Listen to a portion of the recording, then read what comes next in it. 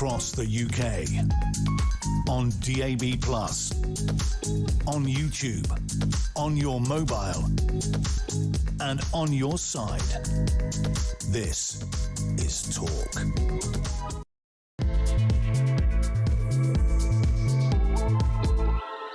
A very, very good morning to you. Welcome to the show. This is Talk. We are the home of common sense, and I'm Julia Hartley-Brewer. Yeah, I'm back from the holes. Got a bit of a habit, you may have noticed if you're a regular listener, of going away when there's quite a lot of news going on. But I am back for the big news of a new Prime Minister. What is it everyone keeps saying? With it 7th in 10 years, 4 in 4 years. I mean, you know, here we go. Another one go along. I wonder how long this one will last. I'd love to hear your thoughts on that. Lots to talk about. And whether you're listening on DAB+ radio, or on your smart speaker, watching on YouTube, or your connected device, great, as always, to have your company. If you do miss anything from my show, go to my YouTube page, The Julia Hartley-Brewer Show, hit subscribe, and you never have to miss a thing. Obviously, we're going to be discussing Keir Starmer, who will be leaving Number 10 today for the last time. Yes, finally rid of him. And Andy Burnham replacing him as our new Prime Minister. For finally, after all these years of having to listen to Steve Bray and all his mates playing loud music, chanting, doing God knows what outside the gates of Number 10, for the first time ever, we're actually going to have a ban on amplified noise in music. It's funny how they can do it for Andy Burnham, isn't it? But they couldn't do it for anyone else. But there we are, Met Police finally getting their act together on one issue. That's a saving grace, is it not? But what is Andy Burnham going to do? Who's he going to appoint as Chancellor? That'll be a key decision. What sort of actual policies are we going to get? Or is it just going to be black T-shirts and vibes for the entire time that he's in office? He's got a 10-year plan, apparently. I think a lot of us have got a 2- or 3-year plan for him to be out of office. That may also be the case for an awful lot of his backbenchers, because whatever the issue, whatever it is, that his nice personality, his lovely eyelashes and his cool vibe, whatever it is, end of the day, he is dealing with exactly the same intro that Keir Starmer had, exactly the same world's problems, exactly the same fundamentals on the economics, and probably the worst-case scenario for the Prime Minister incoming, same backbenchers too. So I would love to hear your thoughts on what you think is going to happen. But also, crucially, I mean, we're told there's going to be help on the cost of living as early as this week. We're told that he's going to look at actually licences have already been granted, but not actually anything being done about them with oil and gas drilling in the North Sea. That's going to be going ahead. That will be a good start. Already getting praise from Donald Trump for that, which I'm sure he's been thrilled about, as of his backbenchers. But I would love to hear from you. What are your hopes? What are your fears about Andy Burnham becoming Prime Minister today? Give us a call, 0344 499 1000. Text us on 87222. You can get in touch on X at talkTV. A number of you are already doing that. Calls are charged at the national rate. Text costs £1. Standard network rate message, but you knew all that stuff already. Right, got lots to say, lots to talk about. We will be covering, of course, the crucial live events on the show. That'll be Keir Starmer speaking, expected around 11:15 when he's going to give his farewell speech in front of a lectern, because that's the old politics. He's going to then head off to Buckingham Palace and his tender his resignation to the King. The King will then meet with Andy Burnham, who'll arrive as just an ordinary member of the public from the north, won't he, at Buckingham Palace, and then we'll leave in a ministerial car to return to Number 10. We'll have the helicopters overhead, of course. Well, not me personally, obviously. Someone's going to have a very loud helicopter showing us what a car looks like on the road. I always appreciate the British media for those moments. I know you do as well. When Andy Burnham arrives at Number 10, he will be giving a statement outside. And I know, guys, it feels the excitement. No lectern. I know. Feeling the vibes and all the different way of governing already. He will, though, be wearing a shirt and a tie and a jacket. So that's a saving grace, at least. But we're going to be talking about all of that. And this afternoon, no doubt, the cabinet appointments. Maybe we'll get a few sneaky ideas about any confirmation on any of that throughout the show. And as I say, I want to hear from you throughout as well. 0344 499 1000. Delighted also to say we'll be hearing throughout the show from political editor of The Critic, Henry Hill. Good morning to you. Good morning. Are you as excited as all the journalists who are currently standing outside Number 10, who are, I would go so far as to say, quivering with excitement at the prospect of an Andy Burnham premiership, because apparently he's going to do everything differently. Everything's going to change, and the polls are already seeing a bounce, not just at, basically, Keir Starmer's gone. You're going to have a bounce. Keir Starmer just leaving the room, aren't you? Never having to listen to him anymore will be the benefit. But how long that bounce will last is anyone's guess. Mine is 3, 4, 6 months. Give all that. But what do you think we're going to learn today? I honestly don't think we're hopefully going to get his cabinet appointments. He must have made up his mind by now. Can you imagine? Please. Can you imagine if we still don't have a cabinet? At the Maybe end of the it's a different kind of governing, and we don't have a cabinet. Yeah, that's it. It's a very sort of he has personal rule. I mean, essentially. The challenge for Andy Burnham is exactly as you say. It's that we're hearing all of these exciting spending plans that he has, including reviving the the aid budget to 0.7%, which is 16 billion to 20 billion pounds. Which right? of course we've got going spare. Right, which we don't have for defence, but we do apparently just have for this. I think as a bribe to keep Ed Miliband quiet if Ed Miliband is sent to the Foreign Office. This is a big thing for Labour backbenchers. This is already a policy for Labour backbenchers. But this is Andy Burnham. You're never stronger. You are never stronger than your first day in office. You are being swept in on the acclaim of the Parliamentary Labour Party. You're making your very first appointments. If Ed Miliband is dictating terms to you now, that is only going to get worse. And this is one of the crucial things, isn't it? Because when you have somebody who has gone through a leadership campaign, they will have actually had to suggest their policies and their ideas, their philosophy, and we would have been able to see that, and at least the party members get to decide. I'm not someone saying there should be a general election. I know there are lots of polls saying that's what people want. I think it's perfect to say I would like a general election. I don't think either Reform or the Tories are ready for it, so I don't think, a lot of people are calling for it in the hope that they don't get what they ask for. But also, I want this guy to be tried and tested first. However, we don't have a presidency as such. He's elected by the same as any MP, by just the people in his local constituency. But it is absolutely extraordinary that he's not someone who's been able to be properly questioned in the House of Commons or to be judged in terms of speeches, party conference speeches, questions at PMQs as a leader of the opposition. We've just had nothing from him. The lack of interviews. I mean, while I was away, it was great to actually did a really, really, really hard interview with Gary Lineker. A former football pundit, former football pundit and a crisp salesman. I mean, that was extraordinary. Now, it's got an exclusive interview in the Times today, but again, no disrespect to the author of that and to the Times newspaper, but it was just more vibes. I mean, okay, you can ask someone a question if they refuse to answer it, but I'd like to have seen 10 times asking, what's your policy on X? What's your policy on that? This whole, I'll let you know. I mean, I'm sorry. What do you mean you'll let us know? We should know beforehand. And the fact that we don't even know who his picks for top jobs in the cabinet are is also a giveaway. Because again, the two people we're told it's between, and with Fontoin, it was nailed on. It was going to be Ed Miliband, the current, destroy the country one solar-powered light bulb at a time secretary, and then massive outcry about that and concerns about energy policy and tax policy and the like.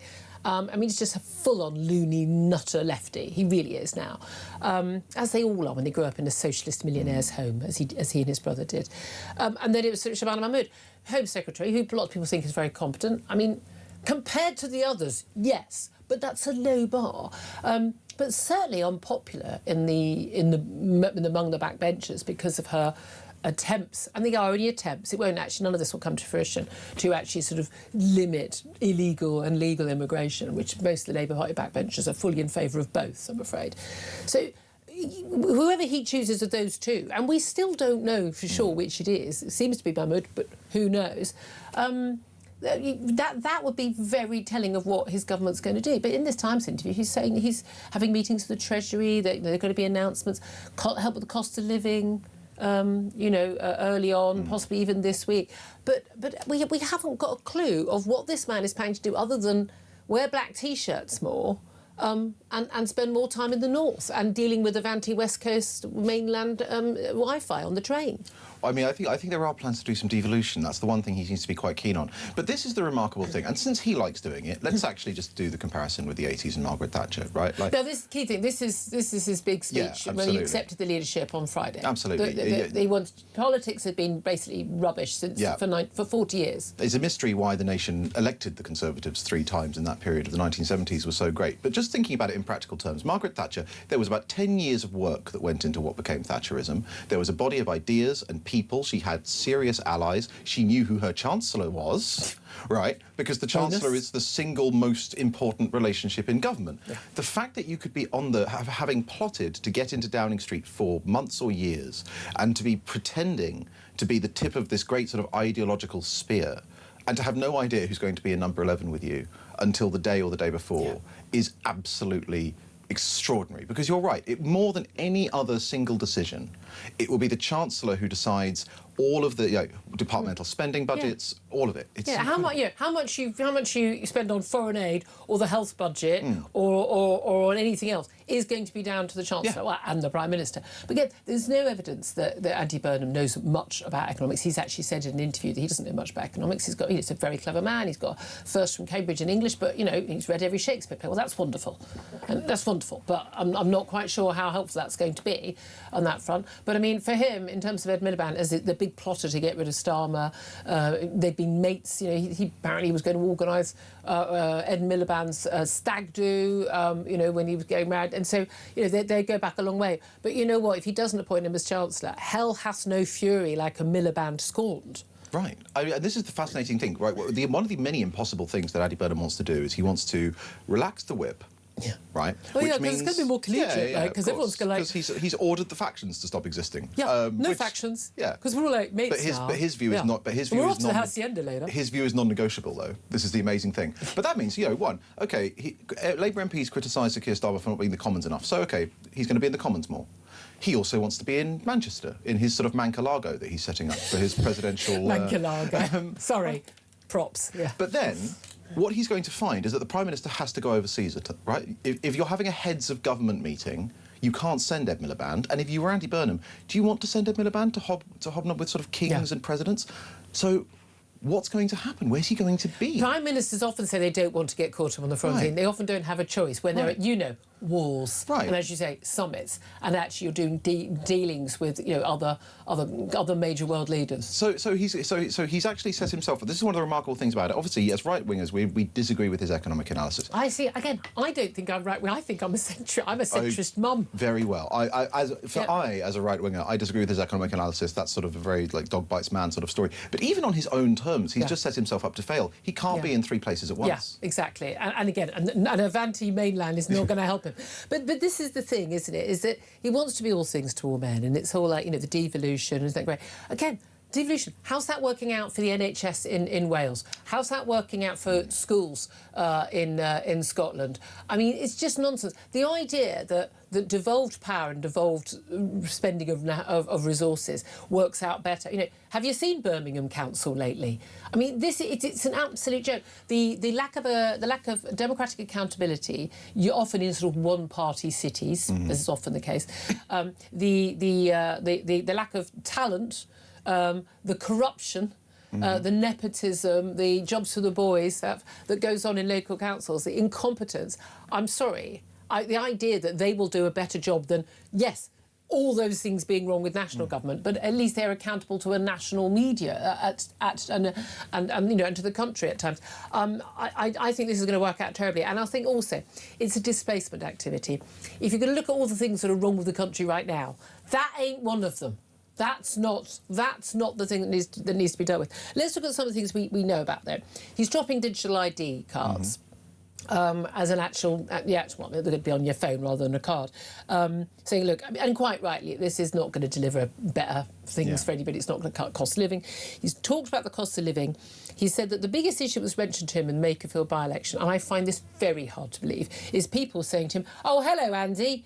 I want to talk to you about why my personal allowance of £12,570 before I have to pay any tax at 20% has been frozen for the next 5 years." I don't think those conversations ever happened. I don't think most people know. I'm not being patronising. I think most people don't know a lot of these things. But yeah, is a self-tax. All freezing of thresholds when you have inflation and is a self-tax. We know he's been having meetings with Treasury officials, so we know that there's going to be something coming. It could be as soon as this week. And again, you raise that threshold so people basically get a tax cut. Great. But you have to get that money from somewhere else. There has been no mention of cutting welfare spending. We don't know what he's going to do on defence. We have no idea what he's going to do on immigration. we've had some good news. It looks like good news in terms of basically getting rid of some of the full madness of Ed Miliband's energy policy, so actually allowing some of these licences have already been granted, but nothing's actually come of them if it's drilling for the North Sea oil and gas. But again, that's not going to come to fruition for a number of years. Still a good idea if he gets it. The fact that he's been praised by Donald Trump is hilarious, because he'll absolutely hate that.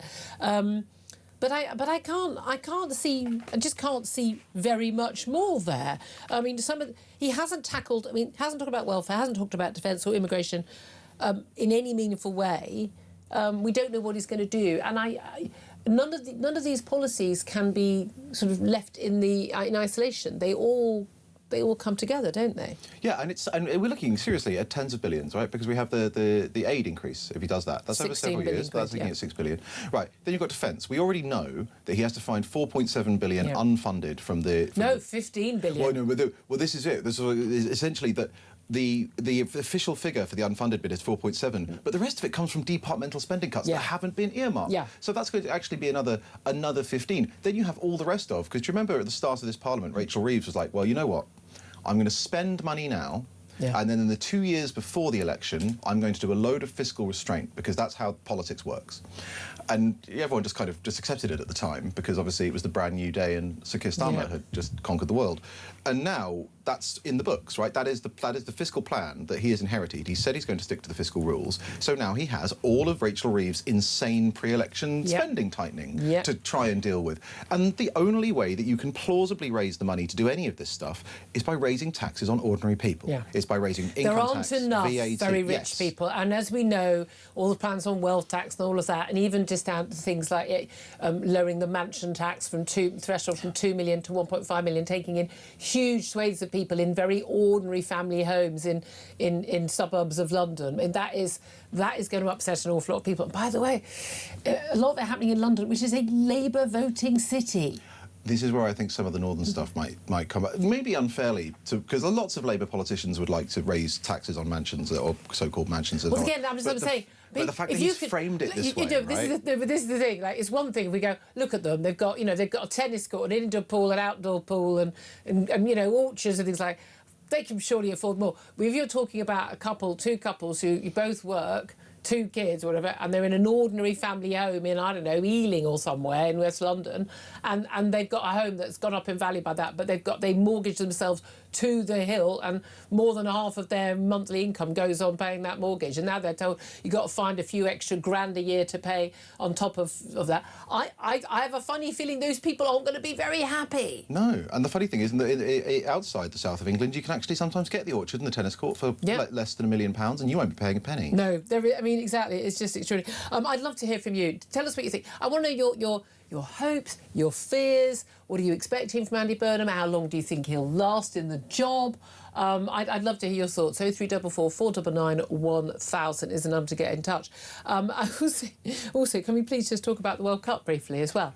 I mean, look, let's face it, all of last night we're all just sitting there going, it should have been us. I chose not to watch the match on Saturday night, the third place, and then we played brilliantly. Thanks for showing up. We played exactly how we should have played against Argentina.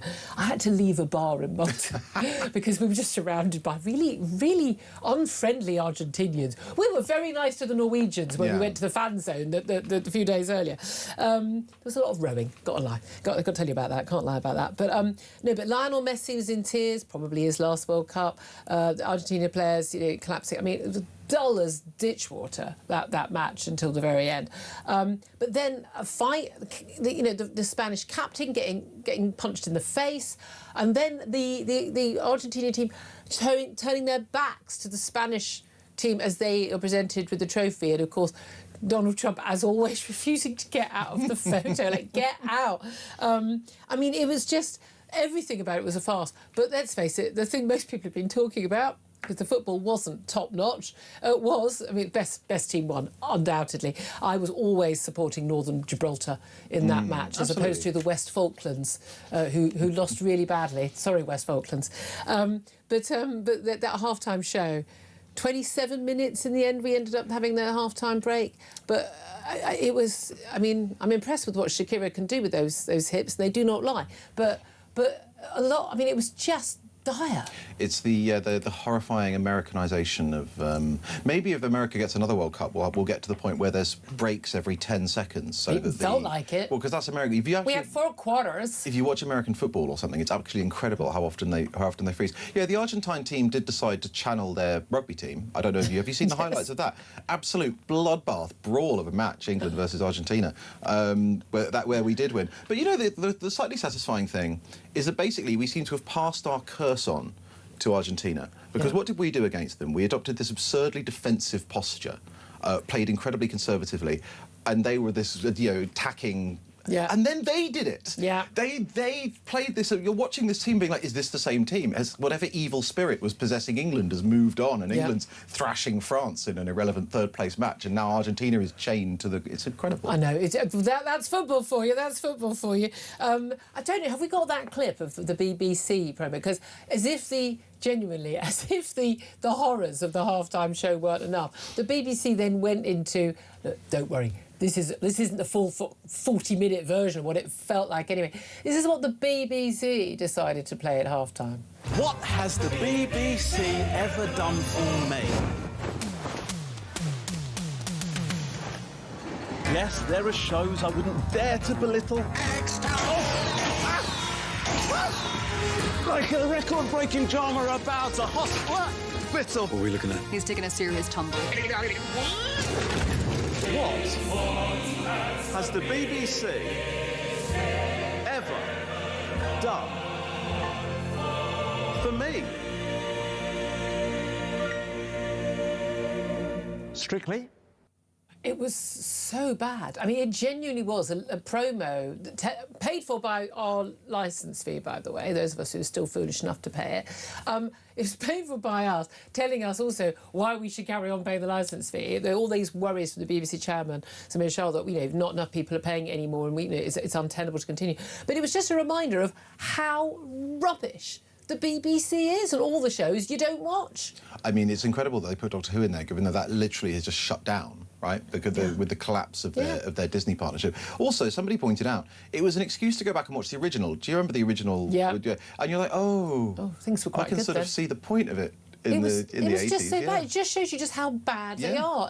Again, the whole way through when you're watching any of the BBC, I did it for the commentary. If I'm going to choose the telly, I prefer the commentary on the BBC to ITV. But it's this absurd situation where they're reminding you, don't forget, you have to pay your licence fee. Like, oh, sod off. I mean, just sod off and leave us alone. It was just so bad. I mean, I'm genuinely embarrassed. As I mentioned earlier, a member of my family was trapped for 3 hours in a long traffic jam on a bus between Bulgaria and so from Serbia to Bulgaria. It got stuck at the border. 3 hours not moving. Right. But my view was she lucked out because she didn't have to watch that, because given the choice, I'd have been on that bus. It is incredible. The BBC, it does have a large budget, a guaranteed revenue stream, lots of historical assets, an amazing archive. The BBC can do good things, as you say, on the sport, and it really does feel like it should be able to do much more than that. As someone who is generally fairly pro having a BBC, something like that makes me despair. Because I reckon if they had tendered it, if they put it out and said, like, well, we're going to get 5 groups of film students, going to give them access to our studios in a weekend, they can come up with one, Absolutely. I think they could do a better job. Oh, 100%. That's just how rubbish they are. Right. It really is.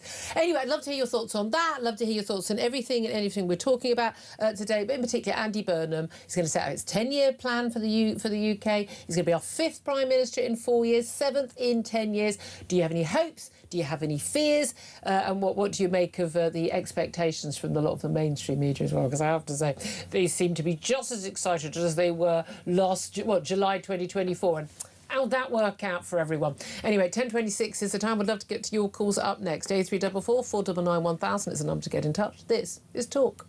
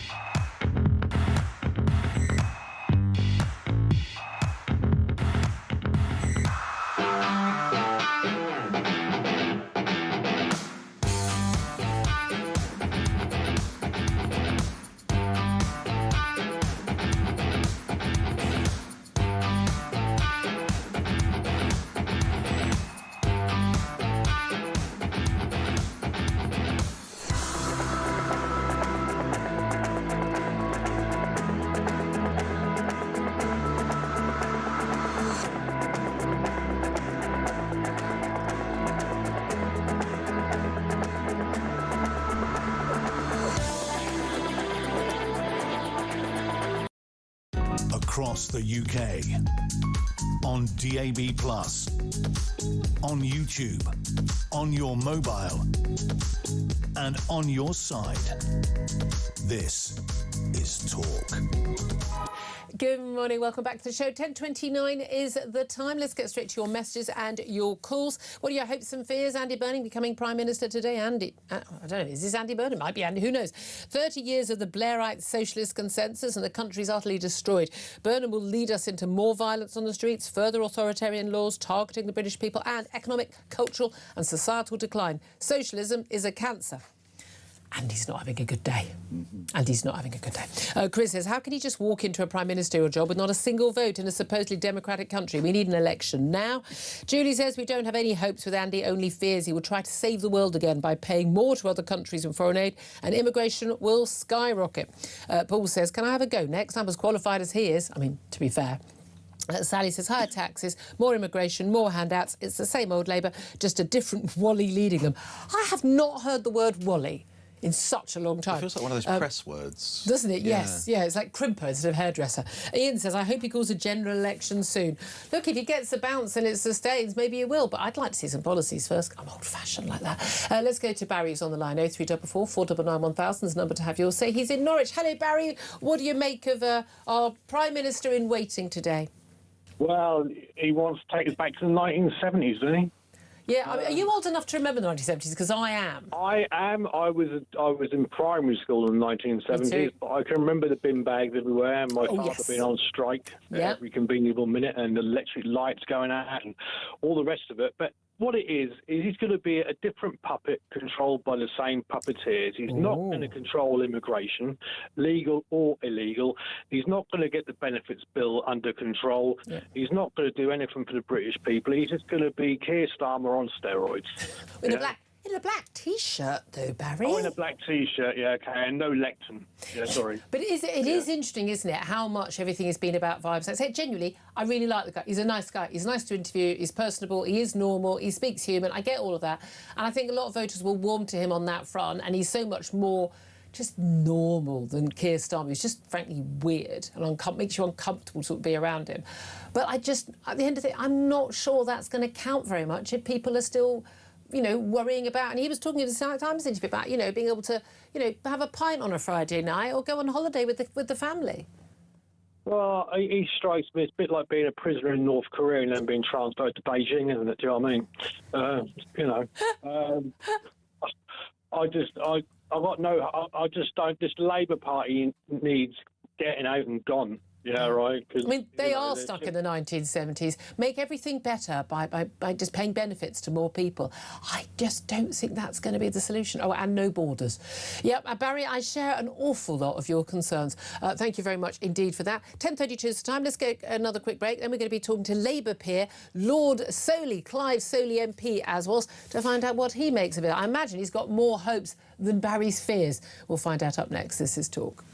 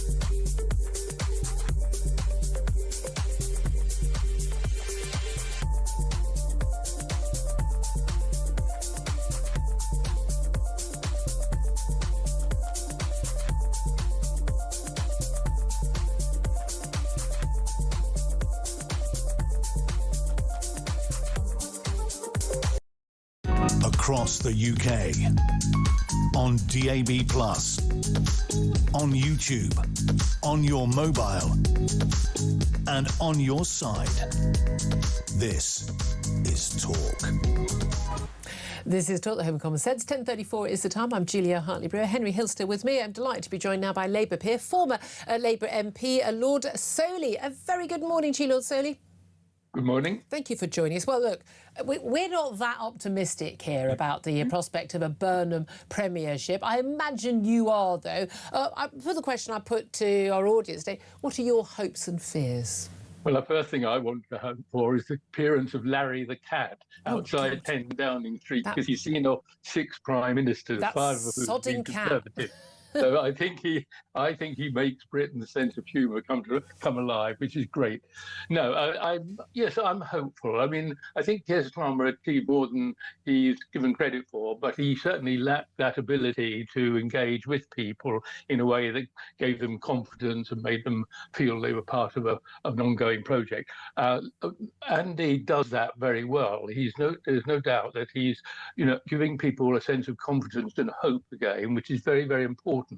But the fact that he talks about a 10-year programme is an indication of the problem, because you can give people hope, but if that hope doesn't materialise quite quickly, people tend to lose hope, and that's going to be the problem. Well, that's it. I mean, hopey, changey, great. We've had a lot of talk about change, a lot of talk about hope. Hope for doing what? What does he want to actually achieve? And do you have an inkling, because we don't yet, of how he's going to do it? I think you should do, actually, with respect. I think people who've been listening to what he's saying are saying, right, what he's trying to do is extend the British economic development to all areas of Britain. And that's the argument about devolution and what he was doing in Manchester. And that's not to be dismissed. You might disagree with it and understand that, but having said that, it's very, very important, because there is no doubt that although the economy of London and the immediate area is doing pretty well, it's not doing so well in many of the areas outside the cities of Britain. Well, which previously relied on industry, and when industry disappeared, then a lot of those jobs haven't been replaced. I mean, call centres aren't the same quality of jobs, a lot of them. Here's the thing, though. If you have an energy policy, now there's some hope of an energy policy that's not as mad as it's been under Ed Miliband and I've forgotten his name already. He's gone, Keir Starmer. He's gone from my brain already. But even so, it's not going to be much to actually cut energy prices. If you haven't got cheap energy, you can't bring back jobs to these areas. Well, that's not true, actually. Let me explain why I think that's not correct. The problem, obviously, there's a problem about the Gulf at the moment and Donald Trump's and Iran's activities around that area. And that's going to cause a problem for whoever is in charge for some time to come. But the bigger issue, actually, which I think you might be missing, is that actually there has been industrial developments in some of the areas of Britain where you look at some of the introduction of car manufacture and indeed AI, which is actually very important in this. And AI relies on cheap electricity. Precisely, it does. We don't have cheap electricity. That is not going to be quick, and we also have to get it in balance with climate change. You don't need to be living far outside the south of England to realise that climate change is taking place in a way that's quite dangerous. Well, but I'm going to push back on that. But I mean, we've had a heat wave. Yeah. Yes. I lived through the 1970s. We all survived that as well. If you're not as much as you have now, and also there are other changes in the climate, not least the sea changes, which are important. So I don't think they should be dismissed. I'm not saying the whole economic policy must hinge on that, but I am saying you have to take it into account. And as somebody who's just installed solar panels on my roof, I can tell you we can all do our best bit on this. I live in a conservation area, I'm not allowed them. And it cheapens my electricity bill massively, by the way. And of course, relying on solar also makes our energy system less reliable. But anyway, moving on from that. No, it doesn't. Well, it does. I mean, it makes it more it makes it more unstable. Don't worry, I've yet to meet a Labour peer or MP who understands anything about the energy sector, so don't worry, I won't make an exception now. Let's talk about that. how is he going to like improve? Because it's not just about taking a load of wealth from London, you know, mansion tax or whatever, right. and giving it to the north. It's about improving the economy for everybody. We want to. It's in all. I mean, you know, whoever I vote for, I want a successful economy because it's people at the bottom of the pile who struggle the most. What has he said, and what are you aware of that he plans to do that is going to make it easier for people to set up businesses, to employ people, to pay them more, for people to have more money in their pockets, get people off benefits? What has he actually said? What have you seen that will actually deliver that? Take you back to what I started with. If you actually give more powers to local authority, they can employ people, they can introduce the sort of things he did in Manchester, actually. So local authorities employing people doesn't create wealth? Hold on a moment. Not rushing at everything. You also bring in businesses because you can control to some extent the investment and rewards for investment. And that's very important. Remember, he's not talking about excluding investment in these areas. He's talking about increasing it. And that means with business, you have to get business into those areas. And I don't think by bribing them with public money.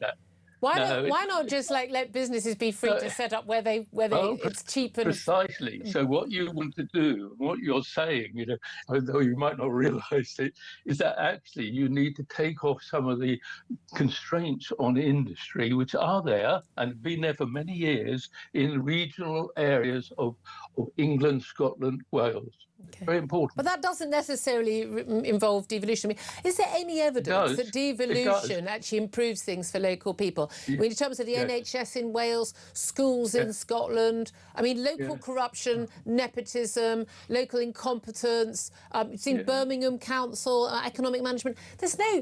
I can't think of no example where, it's really obvious. Think of many good examples. You can list bad examples, and you'll love doing that because you're the media and you're paid to do it. No, I'm not paid to list bad examples. I'm paid to give my opinion. You've just done it. Why can't you give some good examples? Manchester was one of them. But a lot of the Manchester success stuff isn't actually down to stuff that Andy Burnham has done, and isn't necessarily down to. Well, it just no. Even the local media. I like Andy Burnham. The local media. I'm just saying we can all be pie in the sky. But actually, there's no evidence that he's. You're right. There's no evidence that actually he's delivered anything special there. Okay. I know you. I do like you, but I have to say it doesn't mean you're right. You do need to look at the good things that have happened. One of the problems with Britain at the moment is we have been talking ourselves down for quite a long time, quite a few years actually, and this talking us down doesn't help. Now, I'm not asking you just to report good news and just say good thing, but I am saying to try and get a balance in it where you're picking on good examples as well as bad examples. Well, I just think it's relevant. If his entire policies, economic policy, as far as we can tell, is about devolution, I don't think that devolution... Well, but I haven't heard anything else. Funny. He's the one who can choose what he says in his speeches. You've got fingers in your ears. He's the one who gets to decide what he says on, in an interview with Gary Lineker or whatever. He's chosen his priorities. Gaza... devolution, wearing a black T-shirt. I mean, I'm just saying, I haven't heard anything about what he's planning to actually do to boost the economy, cut energy prices, other than like a subsidy, basically getting other taxes to pay for things, cutting welfare spending, what he's going to do on defence, what he's going to do with tackling illegal and mass legal immigration. I would say those 4 or 5 big issues, I've not heard him say anything on any of them. Clive, could you point out that the mass immigration and the boat numbers have gone down very significantly? Very significant. Can you say that? Oh no! Well, look, they've gone down from an obscene high as a result of the Boris wave, but that's nothing to do with Labour policy. That was under Rishi Sunak. No, it wasn't. Yes, it was. That was a change made by Rishi Sunak. No, it wasn't. Oh, well, he did an important bit, actually. Sunak was quite a good Prime Minister, actually. But it's gone down under Labour too, and it will It's gone down as a result of policy changes made under Sunak. No. Again, this is where you're not being straight with people. You're really not. What changes did Labour make that put mass immigration numbers down? Changes made, very importantly, with Europe. And with the French, it actually is working, but it's working so we're too talking about slowly for mass people. legal immigration. Yes, and we're talking How did talking with the French change our figures on that? Because it actually, what we had to have, after we left the European Union, we lost our policing powers in Europe. Remember, That's got nothing to do with legal immigration levels. Everything to do with it. That's about illegal immigration. No, the British were running the immigration policy controls in Europe until we left. So, it was easy for those people who engage in, fiddling the law on it. It made great profit. We're still talking about two different things. No, then you come to what you do instead, and what Starmer did quite rightly was go to Europe and say, we can't let this continue, and they are now taking a much bigger effort in terms of getting at the gangsters. So you're talking about illegal immigration. I was talking about legal immigration. I've said it 5 times. Let's just move on from that. What have you heard? You keep talking about the past.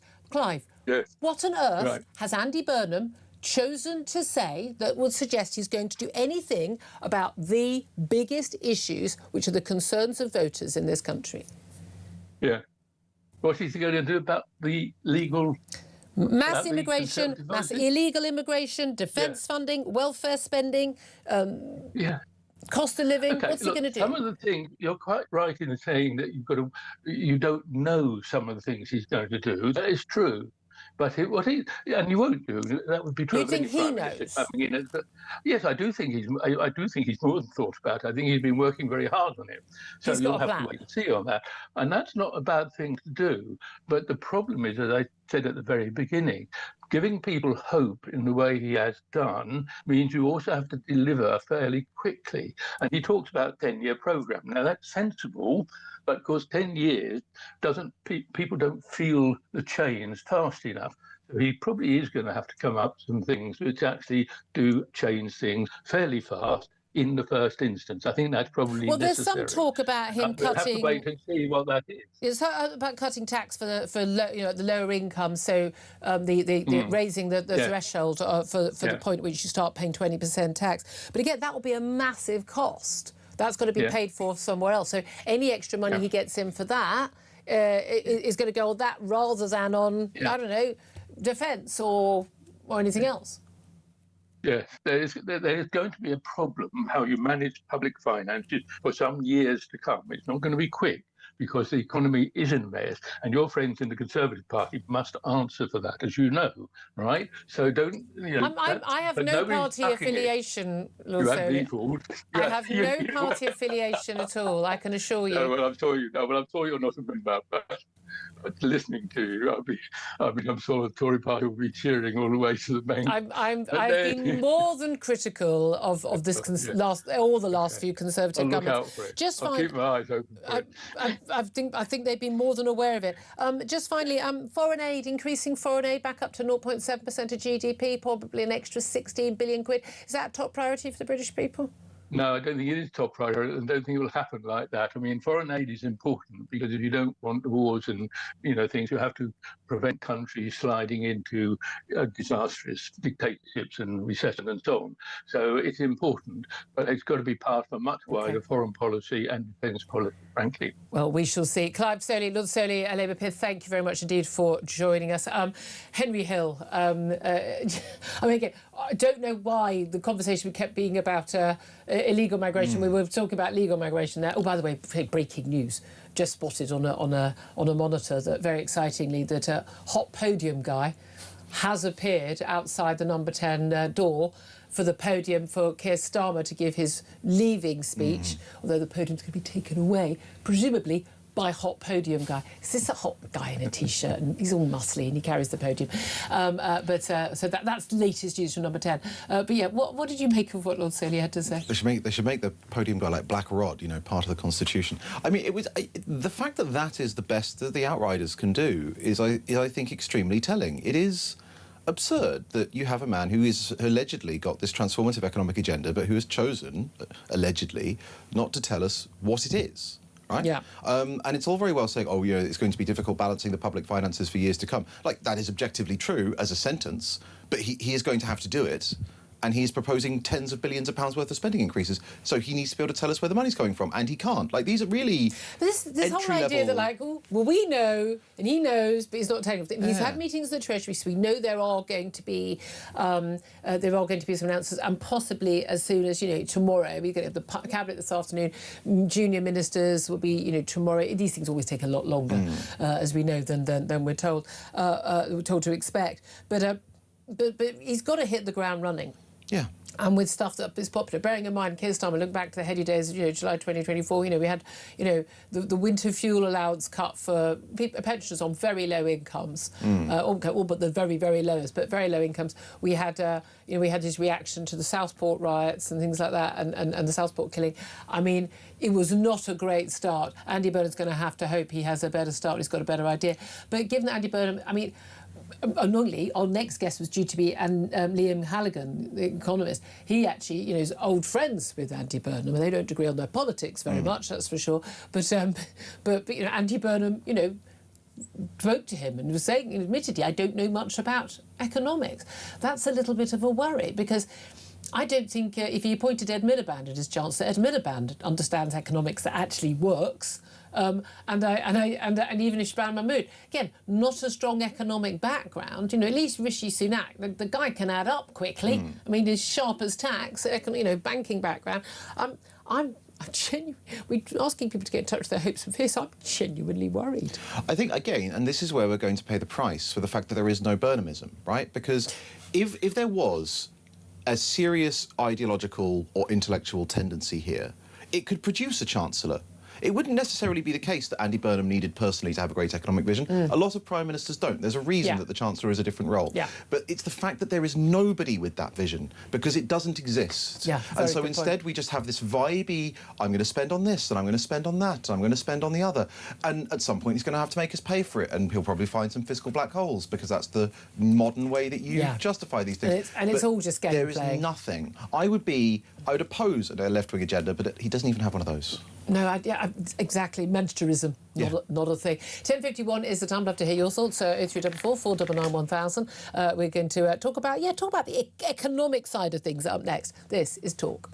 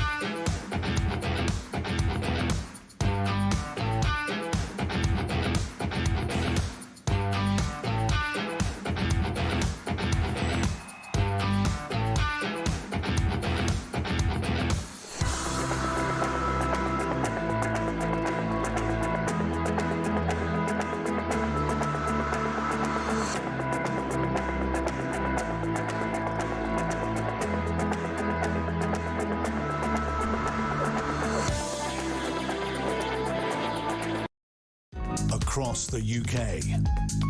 On DAB+, on YouTube, on your mobile, and on your side. This is Talk. A very, very good morning. Welcome back to the show. 10:54 is the time. I say we were hoping to talk to Liam Halligan to get an economic insight. In just a moment, we're going to go live to Downing Street, where Peter Cardwell is there for us. Henry Hill is still with me. Just interestingly, we've just had the first government resignation. These will be happening as the day goes on. And it is Lord Timpson, James Timpson. He is, of course, the rehabilitation expert. He's, you know, the Timpsons, you know, key people, key Jew people. I mean, I have to say, wonderful company. Does amazing things for ex-offenders and the like, but he has resigned from the government, obviously knowing there's not going to be a role, and that's the thing we would expect, isn't it, that we'd actually have behind the scenes this afternoon. There will be a lot of appointment. People have been told, look, you're not got a job this morning or this afternoon in the Commons, and then the appointments in the afternoon are going to be people walking up Downing Street and everyone shouting. I do wish, by the way, I hate the whole shouting out at people. As a Downing Street, I think it's unbecoming for everybody. Has anyone ever answered one of those questions? Not usefully. Every now and then they'll come over and chat, and then they all sort of stand around with their microphones, really desperate. But there we are. Anyway, let's go live to Downing Street. Talk presenter Peter Cardwell is there. And Peter, I know you got very excited along with me because a hot podium guy did appear. Oh, we've lost Peter. Oh, darn, we're not doing very well today, are we? Henry, you're stuck with me, I'm afraid. Right. Look, you know, we are expecting sometime 11:15 that Keir Starmer is going to be delivering his farewell speech. In fact, I would say sooner rather than later. It might be an idea for us to go to the news a bit early. Wonderful, because we're expecting Keir Starmer to speak. Peter Cardwell, we got you back. Yes, hello. We've got you. Hello. You're there. I've just seen a lot of the Downing Street staff have now appeared outside number 10 next to the podium. That means we are going to get the statement from Keir Starmer very, very soon, isn't it?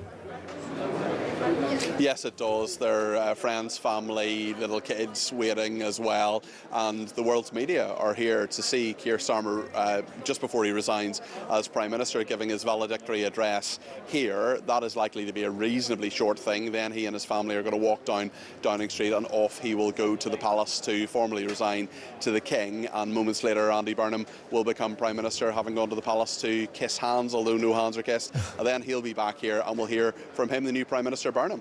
Well, indeed, and we know that I'm so pleased. I don't know why they couldn't have done this before. The Metropolitan Police have got an exclusion order. Anyone who's protesting has to stand on the other side of Whitehall, not directly at the gates of Downing Street, and they're not allowed loud hailers. They could have done this for all the previous Prime Ministers, but chose not to.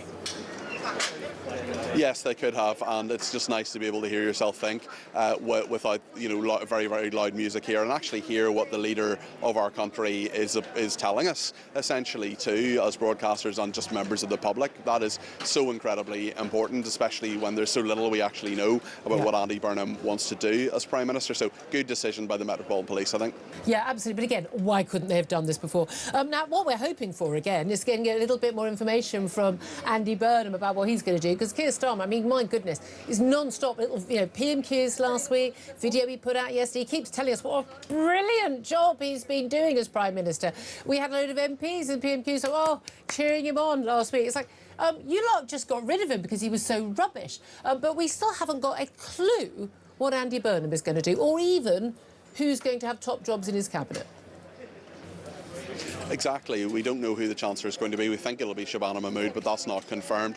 We also don't know a single thing about what Andy Burnham thinks about immigration or welfare reform, two major policies. We've got little bits and pieces about the economy. We've got little things about oil and gas, so there's a big row with America on that at the moment, but hopefully we'll hear a lot more very, very soon, rather than just hopey changey, isn't everything marvellous? Well, and this is the thing. There's going to come a point when he has to actually give us some proper information. information and actually get something done. And we know about devolution.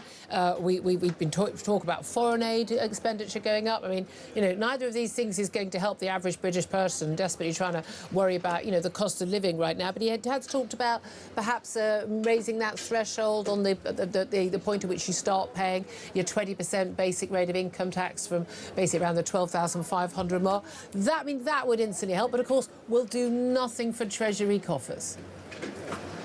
Yeah, exactly. I mean, that is a stealth tax as inflation continues, but certainly you're right, the tax take isn't going to get better.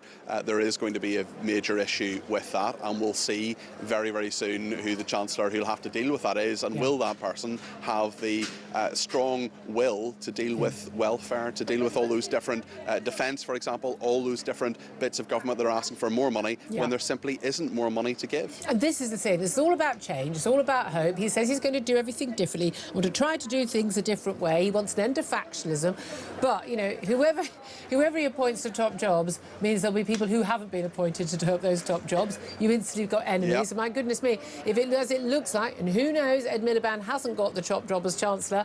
As I was saying earlier, hell hath no fury like a Miliband scorned. That's going to be rather difficult. But he's got the same backbenchers. He's got the same in-tray. He's got the same level of debt, same interest rate on our debt. You know, the 110 billion quid a year being paid by us in taxes and in new borrowing to pay off just the interest, not even the debt that we've got in this country. Defence is a big issue. Immigration a big issue. Let's see, welfare spending. We've heard nothing about any of those from him. At some point, he's going to actually have to tell us what he's going to do. Okay. Yeah, Julia, I've just been told I've got to go, but I think all of that makes perfect sense. I'm being moved on. It all makes perfect sense, and I think we'll see big challenges ahead for Andy Burnham. OK, thank you very much indeed. Well, I can guess why Peter Cobbold's been told he has to move on from where he is, live in Downing Street there, moving along, because as you can, if you can see the pictures we have got, the podium is ready, lovely sunny Downing Street, not miserable and rainy like it's been for some, and we've got family members of Sir Keir Starmer. We've got loads of the staff. Everyone has come outside, and this will be his staff saying goodbye to him. So any moment now we are expecting. So we're going to drop the news because I don't want to miss, obviously, I just don't want to miss seeing him go, not going to lie. And then Keir Starmer's going to make his speech. I imagine. I mean, do you think he's going to get tearful, Henry Hill? Theresa May got a bit tearful. Boris Johnson just went off randomly yapping on about, I don't know, I can't even remember someone who was mentioning Cincinnatus. That was it. I got the word Cincinnati. I know it's not that. You know, he always does that. But you know, and some people, you know, other people, Liz Truss, and everyone looks a little bit upset when they leave. But at the end of the day, you know, he's a failed prime minister, isn't he? He is, and I think he'll have that sense of, obviously, the crushing disappointment of being an ambitious person who's reached the top and failed, but also... Do you think he knows that? I mean, on one level, it's just indisputable. He is leaving. He has not achieved whatever he was setting out to achieve. 10 years, two. But yeah. And then you'll also have the rage, right? Like, if you're him, you took Labour from near extinction to one of the largest, if not the largest majorities it's ever won in the House of Commons. Those MPs have then thrown you out. They've then applauded you as they usher in your successor. You'll be furious. I would be so bitter if I were him. He would be so bitter. And we know he has no self-knowledge. I don't know if he will tear up, because honestly, more than almost any other Prime Minister, Sir Keir Starmer's interior life is a mystery to me, genuinely. Boris Johnson is just a Chancellor. Everyone knows that Boris Johnson was a Chancellor. But Sir Keir Starmer imagines himself, or appears to imagine himself, a serious sort of servant of the state. Yes. And yet he will stand up, pledge 15 billion of a 100 billion defence plan, and then say he's put Britain on a war footing, and then not find the money. I don't know who looks back at him from his mirror, to be honest. Oh, God, I know. I mean, genuinely, he's the most unpopular Prime Minister in our history. That said, each of the last few have been the most unpopular. I mean, part of the giveaway is the fact that we've gone through, well, it'll be the 5th in 4 years and 7 in 10 years. I mean, these stats just keep coming out of our ears. And people aren't happy. Now, is it that we're going to be unhappy with everybody? And the British people will not, you know, basically everybody wants everything fixed. They want the other people taxed, but not them. They want more on defence, less on this, less on that. But actually, they don't want to pay for it themselves. They don't want to take a hit themselves. Are we becoming, and people say, ungovernable? I mean, I argue that I don't think we are, because I think it's just that we've had such poor people in charge who don't make the difficult decisions. And I think that actually you have a strong leader who can say, guys, we've been living on the never-never for 30 years. It's not an option anymore, and this is what we have to do. I do not detect that Andy Burnham, Mr. like me, people pleaser, is the person to do that. You need someone like Margaret Thatcher who says, I'm going to do what I think is necessary, regardless of whether you like me or not. I think you're right. I think anyone is going to be unpopular in our current setting, right? The question is, do you become unpopular trying to do something important? Yeah. Or do you become unpopular because you avoid all of the difficult problems and then everyone just ends up hating you anyway, right? Yes. That's where you end up. Margaret Thatcher was at points in her premiership intensely unpopular because she was doing very painful things. And let's be honest, any serious government programme in this country is going to hurt for a lot of people. Yeah. It's going to involve massive cuts in spending. It might involve big rises in tax. There's no easy way out. You will be unpopular. But the difference is that if you're doing that, you can at least know I'm doing the right thing. That you're doing the right thing. You can leave office with your head held high, and who knows, maybe, if you succeed, you'll have made your country a better And the history books will look back at you favourably for doing the right thing. Exactly. But I genuinely think that the British people, if told, right, this is how bad it is. This is the situation. This is what we need to do, and this is what it's going to cost. And I'm afraid it's going to be everyone's going to have to come together. And okay, there's, and the reality is a lot of these things will cost more money to save money. But we've got a Prime Minister who has, as far as I can tell, no intention of tackling welfare spending. Certainly backbenchers, he won't allow it. He's got no intention of really dealing with the defence issue. And again, I don't think any Prime Minister is on top of that. I don't believe there's any expectation, and certainly with his own backbenchers, of him tackling illegal immigration the way it needs to be tackled to deal with it, or mass legal immigration. And we have a bizarre conversation with Lord Soley, a Labour peer, who, for some reason, I don't know how many times I said we're talking about mass legal immigration. He was saying it's come down, and then went on and on about smugglers and the like. But the legal immigration is still on a vast scale that is socially unacceptable, politically unacceptable to the British people.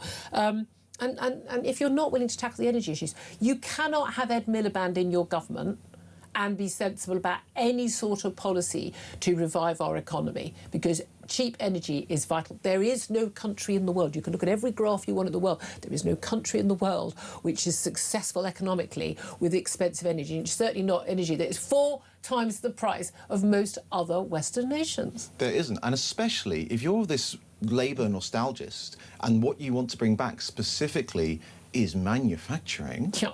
Right? The single sector, exactly, and AI, the sector's most exposed to high energy costs, right? Yep. It affects R&D, it affects the actual running of the plants, as you say, for data centres, for AI. High energy costs bleed through all through the economy. Yep. They up costs all the way through the supply chain. And for the cost of living, for us ordinary mortals. And the worst part is, it's just vanity. It's just, the left-wingers should know about this, right? It's offshoring. If we burn oil that they dug up in the Middle East, right, guess what? The planet doesn't know that it's not British, right? The environmental impact is no different, but it means that we're just losing out on jobs. We're having the environmental cost of shipping it here. Or even the North Sea, although we're not getting the tax benefits from. Right. When we get it from Norway, it is genuinely painful. I just don't think there's a reality check at all with Andy Burnham. Again, he seems like a nice guy, and I'm sure he means well. He will have a reality check. He is not one. He will hit one very hard. Well, it's interesting. I mean, if you're just tuning in, we dropped the news because we thought we might actually have Keir Starmer coming out rather sooner rather than later, but looks like we didn't need to do that. But apologies for that. But we have got all his staff, I think family members and others, standing outside number 10. The podium is in place. Hot podium guy's been there. I'm a woman of a certain age. I'm allowed to say this stuff, and I refuse to be told off for it. And there's an awful lot of people standing around waiting to sort of cheer out this guy to say what a great Prime Minister Keir Starmer has been, when we all know he's been an abject failure who's divided the nation. He really has. Look, the one good thing about this is the last time we're going to have to listen to him. This is it. We don't have to listen to him ever again. Oh, but you forget, after a period of dignified silence, he becomes an elder statesman. Oh, God. Right? He'll be wheeled out, he'll be the head of a charity, he'll be on some campaign. Well, apparently he's going to be the head of NATO. I mean... He'll be on the This Week sofa or whatever the modern equivalent of that is, you know. Yeah. They never go away. Do you think he'll do a TED Talk? I mean, probably. They never actually go away, do they? Right? He'll probably end up in the House of Lords as well. We have so many former Prime Ministers as well, and also all that security as well. There we are. I mean, I say I'm delighted that we are not going to be having the nonsense, and it really is nonsense, of having, you know, Steve Bray, Mr. Stop Brexit, shouting or playing loud music outside Number 10 when we have a major... So it is a state occasion. It's a national occasion. I'm all for people's rights to demo and everything, but I don't think loud hailers and speakers with music on outside these occasions is any good. Also, by the way, the media helicopters. I know what a car looks like when it drives along the road to Buckingham Palace. I feel that I probably don't need to hear the noise of the helicopter. I would really... Got to justify having the helicopter in the budget. Got to justify that. It is painful. But, you know, we'll see what Keir Starmer has to say, because it will be a lot of self-justification. Well, I mean... And about his family. He'll mention his family. He might mention his dad being a toolmaker. Of course. And, you know, and he'll probably say, you know, he's very proud of the fact that he has repealed the two-child limit. Oh, God, he fought very hard to keep. He's so proud that we're giving money to feckless parents who have too many kids and don't both go out to work. Which he tried to stop, right? Like, this was Labour MPs defeated him and destroyed his authority, and now he's there being like, and I'm very proud of this. It's just, how can you say it? It's... Yeah, I mean, it is absolutely shocking. So, I'm pondering if we go to a break, but I know the moment we go to a break, I know that nanosecond, Keir Starmer will walk out of Number 10. So I can't take the risk. We don't want to miss any of that, as I said. So he's actually there watching now. He's there watching now. He's waiting for me to go to a break, isn't he? Do you know what? If Keir Starmer spent more time watching talk, he might have been a better Prime Minister, because he'd have listened to our audience giving him advice on how to be a better Prime Minister. I don't do any of the things that you want to do, Keir Starmer. Might have been a good idea. Can I also, in terms of you know what we are expecting economically, which we were going to get onto before 11 o'clock. Helping people with the cost of living is going to be the number one thing, and it's very clear that Andy Burnham has got that as one of his issues. You know, that raising that threshold on paying the 20% tax rate. We know that there's been a deliberate policy by Tory ministers for many years, Tory chancellors, and of course by Rachel Reeves as well. You allow all these thresholds to freeze, and it's a stealth tax, and it's very complicated. But basically, if your pay goes up, but the threshold at which you start paying tax stays exactly the same as if there hasn't been an increase in prices and in wages. Yeah. You just pay tax on more of your income. Yeah. And we've seen, again, the stealth taxes in terms of the 40% threshold. So the 40% threshold, which used to be the top rate, and now there's 45 on top of that for, I think it's 125 grand plus earnings. Talk of that going up to a 50% rate for top earners.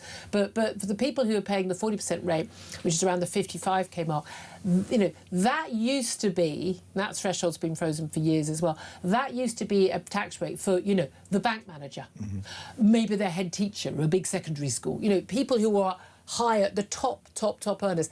That is now an income which is a tax rate which is hitting people on really very normal average earnings, people who absolutely do not feel well off, and who maybe worked hard, get a promotion, get a pay rise, and then they go, oh great, I've got a, I don't know, 5 grand pay rise. Well, I hate to tell you, if that takes you over that 40% threshold, you've only had a 3k pay rise, and that really hits people in the pocket.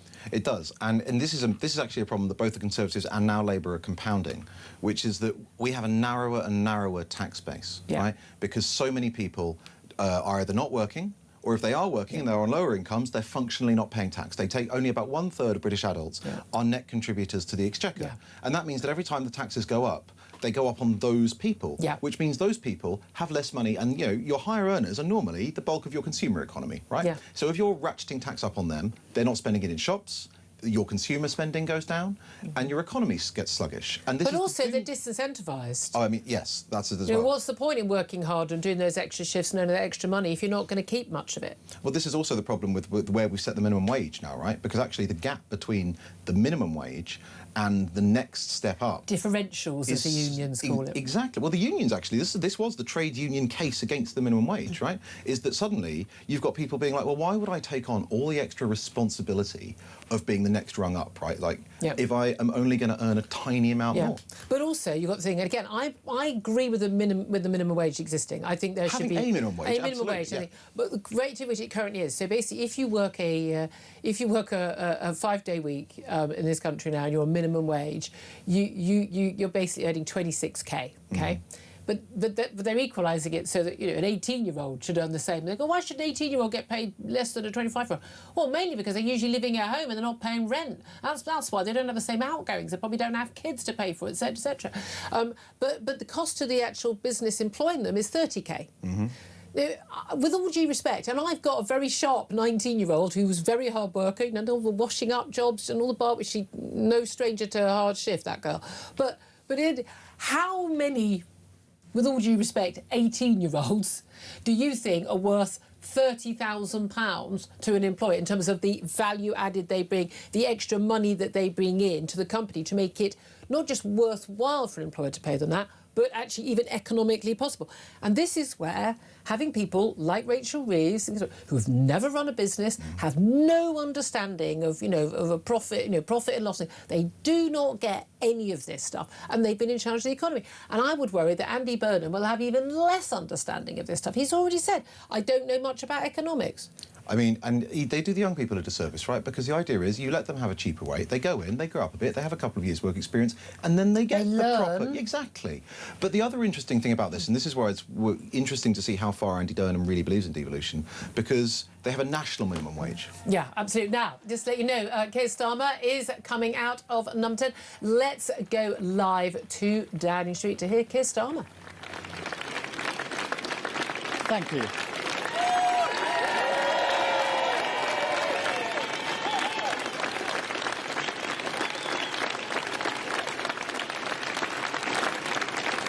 Thank you.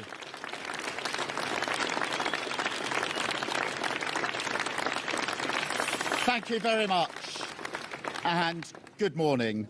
I'm about to visit His Majesty the King to offer my resignation and close the book on my time as Prime Minister. My work is done.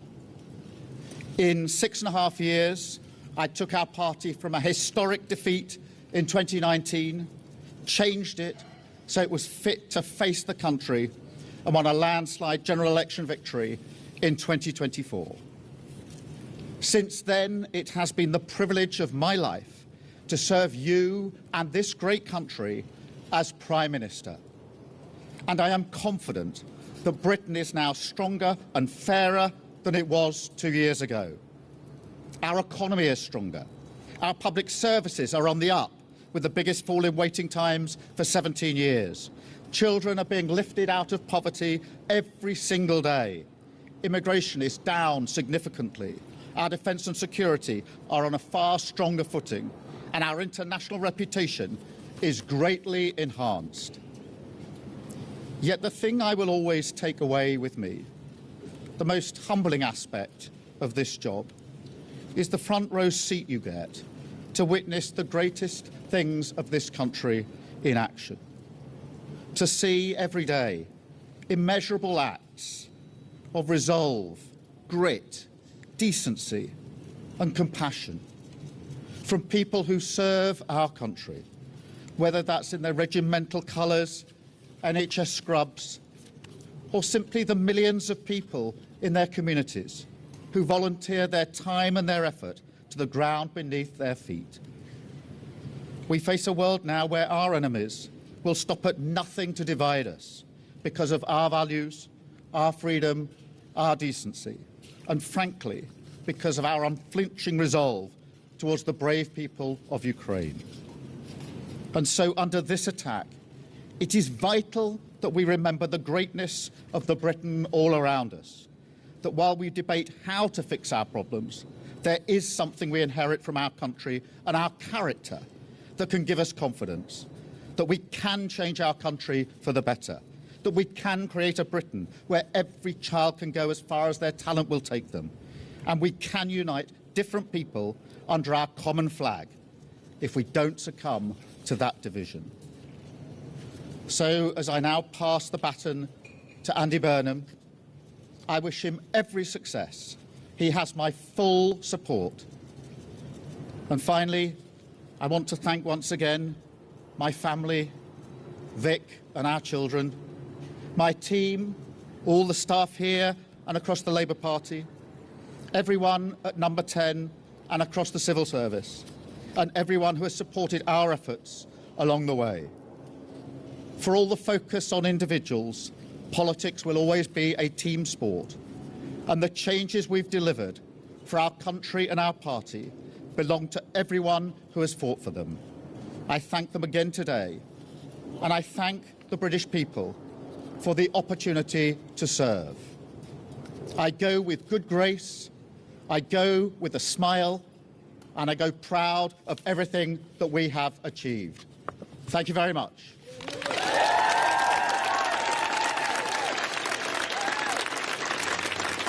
Well, that was short, sharp and sweet, wasn't it, from Keir Starmer, getting a hug there from his wife, Vic.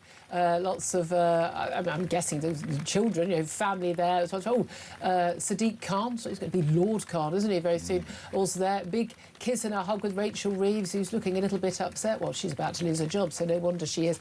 Yeah, I go with good grace, with a smile, proud of everything we have achieved. My work is done. I mean, it was typical Keir Starmer, wasn't it? It was a little bit on the pompous side. And to tell me, I took our party from historic defeat to a landslide victory, which is fair. Talked about the privilege of his life. I mean, you could have written that with AI, to be fair. You could, especially, I mean, the bit at the end was like, I go with a smile. It genuinely sounded as if maybe an AI was reading it in his ear. Yes. I think it's a shame, because I think he would actually get a lot more credit, especially in the long run. Because he's being forced out 2 years, right? Yeah. If he'd gone, this was a bad... You bad people. No, not even if he just screamed and raged, but if he'd said, like, I have failed, and I wasn't up to the job. The last duty I can do to my country, for my country, is to try and explain why this happened and say the things I couldn't say when I was worried about the next election. And I think that he might have actually emerged... I think voters very much reward politicians who are very honest. Say, yeah, I got that wrong. Yeah, I didn't. Yeah, and I don't think he thinks he's got anything wrong at all. And talking about, again, confidence in our country, mate, you're the one who talked our country down. We're the ones who believe in our country. We're the ones who think that we can actually do a good job. You're the person who's been doing us down. Look, good riddance. Sorry, goodbye, good riddance. Bye-bye. Useless Prime Minister, absolutely hated, almost unpopular. Unpopular for a very good reason. He was really rubbish at what he did. Ousted by his own backbenchers in favour of Andy Burnham. Simple as that. Let's not... We don't have to be nice about him. I'm sorry. I'm glad he's gone. Good riddance. He's off in his government jag over to Buckingham Palace to see the King. That'll be a short, sharp meeting. I can't imagine the King wants to spend any more time with Keir Starmer more than absolutely necessary. And then, of course, Andy Burnham will also arrive.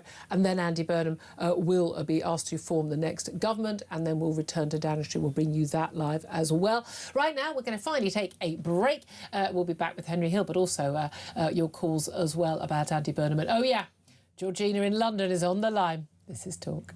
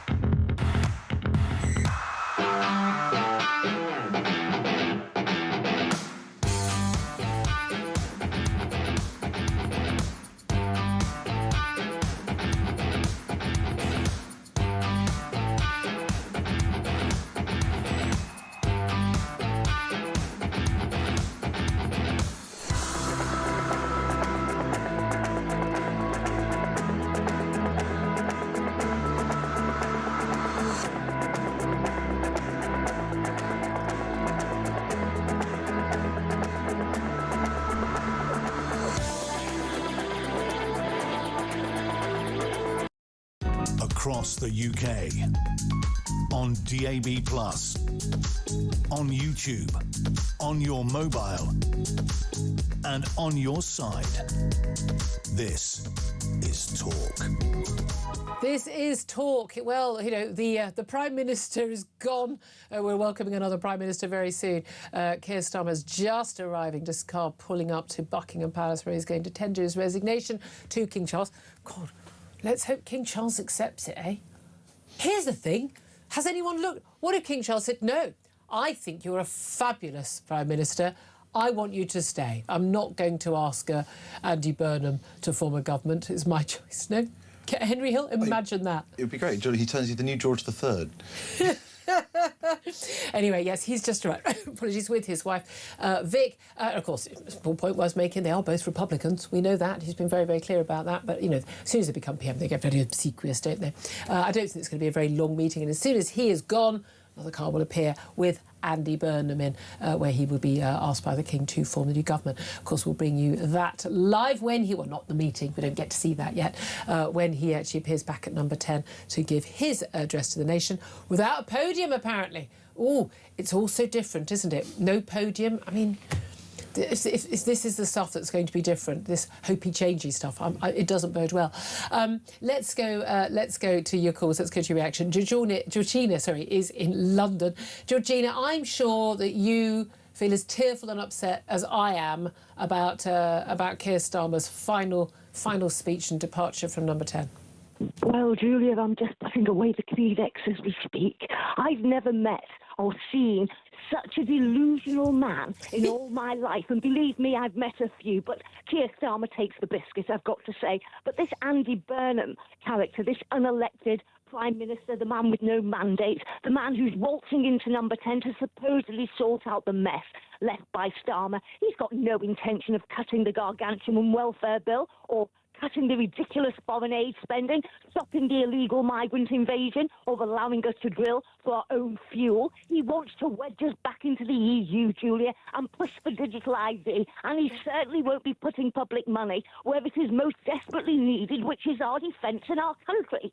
But, you know, what will he do to increase the governmental spending?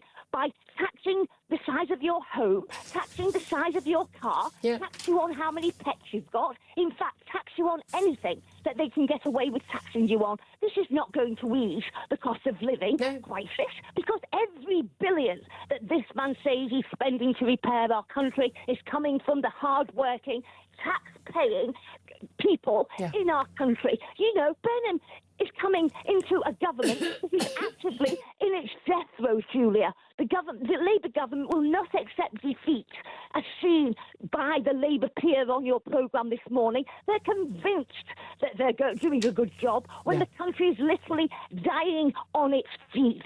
You know, I'm extremely concerned about what's to come. You can't tax a country and get growth.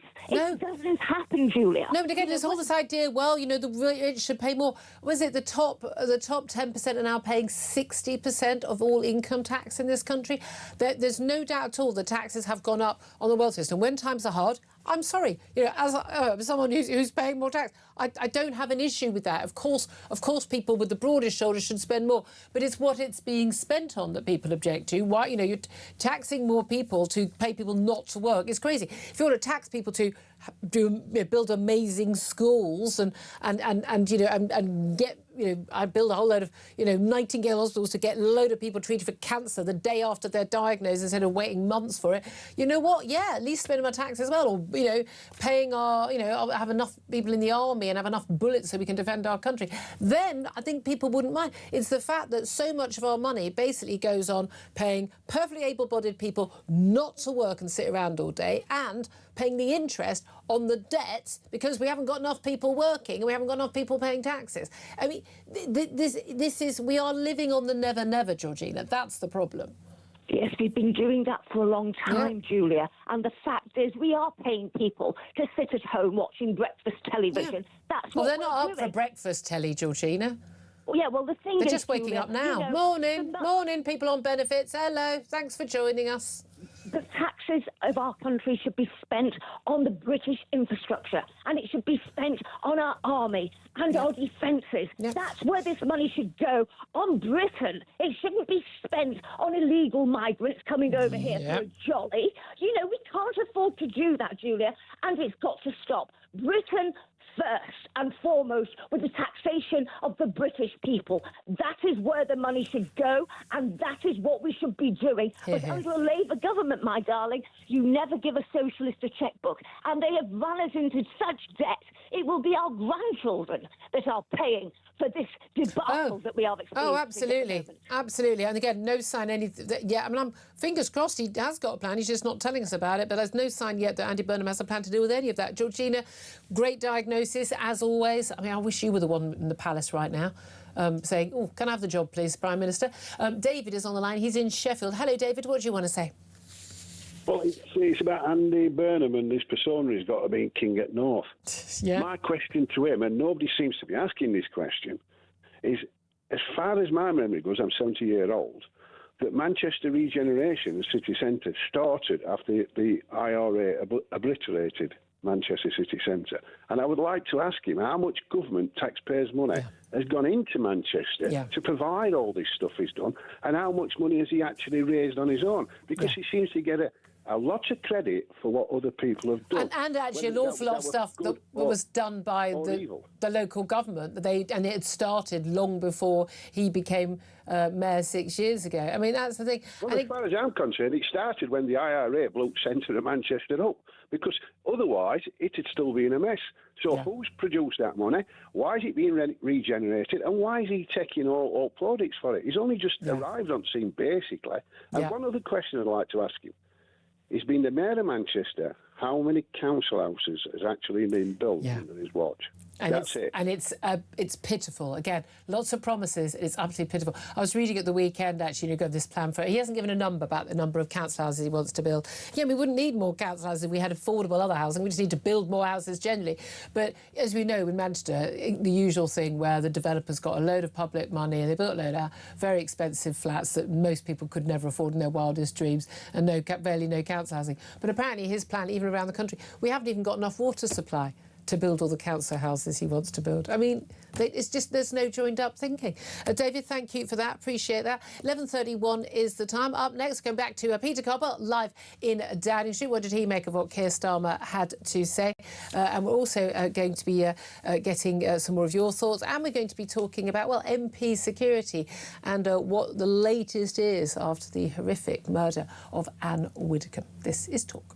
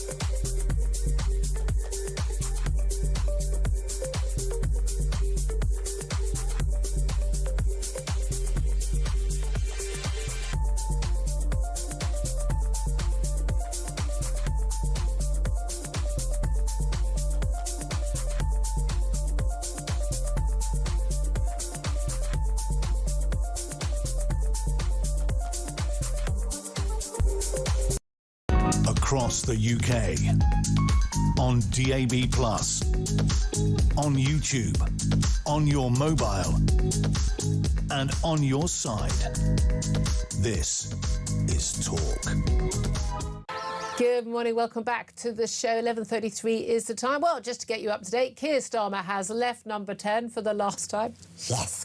He's given a speech telling us how wonderful he was. I just don't know why they got rid of him. He was so good, apparently. And he's gone off to Buckingham Palace. He's currently meeting with the King, tendering his resignation. And we will be expecting him to leave and then Andy Burnham to arrive as an ordinary, mere mortal backbench MP by car to Buckingham Palace soon after. And then, of course, he will be meeting the King. He'll be asked to form the next His Majesty's government, and then he will be in a ministerial car where he will return to number 10, and we will expect to hear him speaking outside that door. By the way, it's not on the steps. They don't speak on the steps. Also, crucially, they don't get the keys to number 10. Here's the fact, and I'm sure Peter Cobble can back me up. He's live from Downing Street. There are no keys to the number 10 door. They don't exist. There is always someone inside to open it. Am I not right, Peter? You're absolutely correct. There are no keys, there are no steps, and those are two of the common misconceptions and cliches about Downing Street that are not true. Yep. Thank you very much indeed for backing me up on that. Well, look, let's not pretend we're the biggest fans or ever have been of Keir Starmer. He is the most unpopular Prime Minister in recent all-time history. I wonder whether that will also happen to Andy Burnham or not. What did you make of his little eulogy for himself? Well, that's exactly what it was. He was attempting to be statesmanlike. We had the Ukrainian flag flying above Downing Street as well. He talked about that. He talked about his foreign policy and also said that he wanted to be united. He said that he would be entirely supportive of Andy Burnham and will now take a sort of vow of silence and not say too much. I'd be very surprised if that lasts that long, especially when a lot of his legacy is undone and Andy Burnham already changing things like, for example, the overseas development aid money. So there's a lot, I think, that in these speeches where people like to say, wasn't I marvellous? He said a number of times that he's left the country in a better state than when he became Prime Minister. I think quite a number of people would probably dispute that. Yeah, indeed. I mean, look, all credit to him, he did turn around the Labour Party, but I wonder if anyone would have been so much better than Jeremy Corbyn, that, whether or not that was down to his brilliance or just the fact that he wasn't Jeremy Corbyn. But he did do a good job of that, and I can understand why. I know it's something that Henry Hill, my guest in the studio, has been pointing out. You can understand why he'd be quite bitter and twisted, actually. Like, thanks for the gratitude, lads and lasses on the backbenches. I got you all into Parliament. Let's face it, until the actual night when I remember I was on air at 10 p.m. We got that extraordinary exit poll, and 400 plus Labour MPs. They weren't expecting that many. But the interesting thing, of course, is that turned out not to be such a help to Keir Starmer as Prime Minister, because there were so many of them and they became rather unwieldy and rather rebellious. Andy Burnham has said, he wants an end to the factionalism, he wants everyone united. How do you rate his chances of doing that? Not very high. 379 people who nominated him, the majority of them are going to find out within the next 48 hours that there isn't a job for them. Also, it was a bit rich, I think, of Andy Burnham to talk about a lack of factionalism when we know from his right-hand woman, Louise Hay, that they were planning for a year to get rid of Keir Starmer. So Keir Starmer had only been in for a year, not even a year, and then they planned to get rid of him. So that's factionalism, if nothing else. They always say this. They always say we're going to stop the briefing culture, we're going to stop the factionalism when they're it. But it's never quite the case when they're not it. So certainly I think Andy Burnham has a lot of problems before he even starts, and already there are all sorts of rows behind the scenes about whether Ed Miliband or Shabana Mahmood or someone we haven't thought of yet is going to be Chancellor. We should get some clarity on that later today. Yeah, I mean, certainly the announcement of who's going to be Chancellor needs to be the #1 appointment that we make. We've already got a few, the Chiefs of Staff. We've got James Purnell, who's coming back in. He's a former Blairite Culture Secretary. And we've got various folk in terms of the staff working in number 10. And we know Louise Hay, as you said, is sort of campaigning for him, who had to resign only a year or so ago from Keir Starmer's government because she'd lied about whether, in fact, she had a criminal conviction for basically defrauding a company she worked for. Basically, she kept claiming that her mobile phones had been stolen when they hadn't, as far as they were concerned. I mean, I'm not sure that's a great start. I'm not sure she's someone I'd be rapidly running to bring back into government. But some of the appointees he's got, some of the MPs who are his closest friends and aides, incredibly left-wing, incredibly radical. People who've been, working at Syrian levels at the organisation, 38 Degrees, Hope Not Hate, very, censorious, very, I would say, divisive organisations, and he's bringing them in and saying an end to factionalism.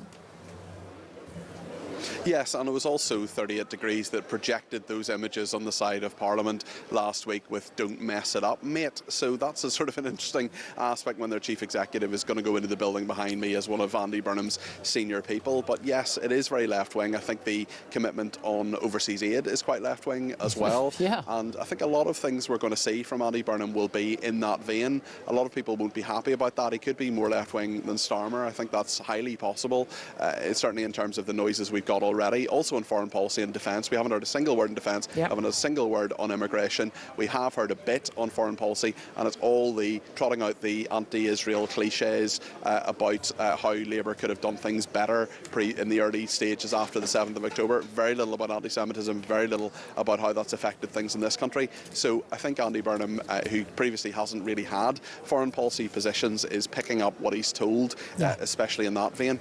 Yeah, and that's the thing I have to say. I mean, the choice of doing basically his first proper interview was with a footballer, pundit and crisp salesman, Gary Lineker, who lost his job at the BBC for pushing out anti-Semitic stuff on social media. I mean, that's quite telling. There's no doubt at all in my mind about which votes Burnham's Labour Party is going to go for, is there? Just to say, Buckingham Palace has confirmed that Keir Starmer has formally tendered his resignation. Yay! I feel like I want one of those, those party blowers. We can actually celebrate. I'm very excited about it. We're rid of him. Let's go back to the Cabinet, though. Say, Chancellor, first job. A lot of people thought it was nailed on that Ed Miliband, big, long-time friend, political ally, had been basically trying to undermine Keir Starmer pretty much for the last, goodness knows, 6 months, a year, to try and get his mate Andy Burnham in the job, probably because he wanted to be Chancellor. It was nailed on. We thought that he was going to be Chancellor. Big outcry from people going, this is a mad idea. And now there seems to be the view that it's going to be Shabana Mahmood, the Home Secretary, who apparently doesn't want the job, has barely any economic background either. If you had to put your money on it, who do you think it is going to be? I think it's going to be Shabana Mahmood, and that is going to be a mistake, because I think at least some of what she has done at the Home Office is something that a lot of our viewers and listeners would at least say is some sort of step in the right direction. I'm not sure Andy Burnham wants that strong degree of strength anyway when it comes to immigration. I don't think she'll be a particularly good Chancellor. I think that'll be something that is apparent very, very quickly.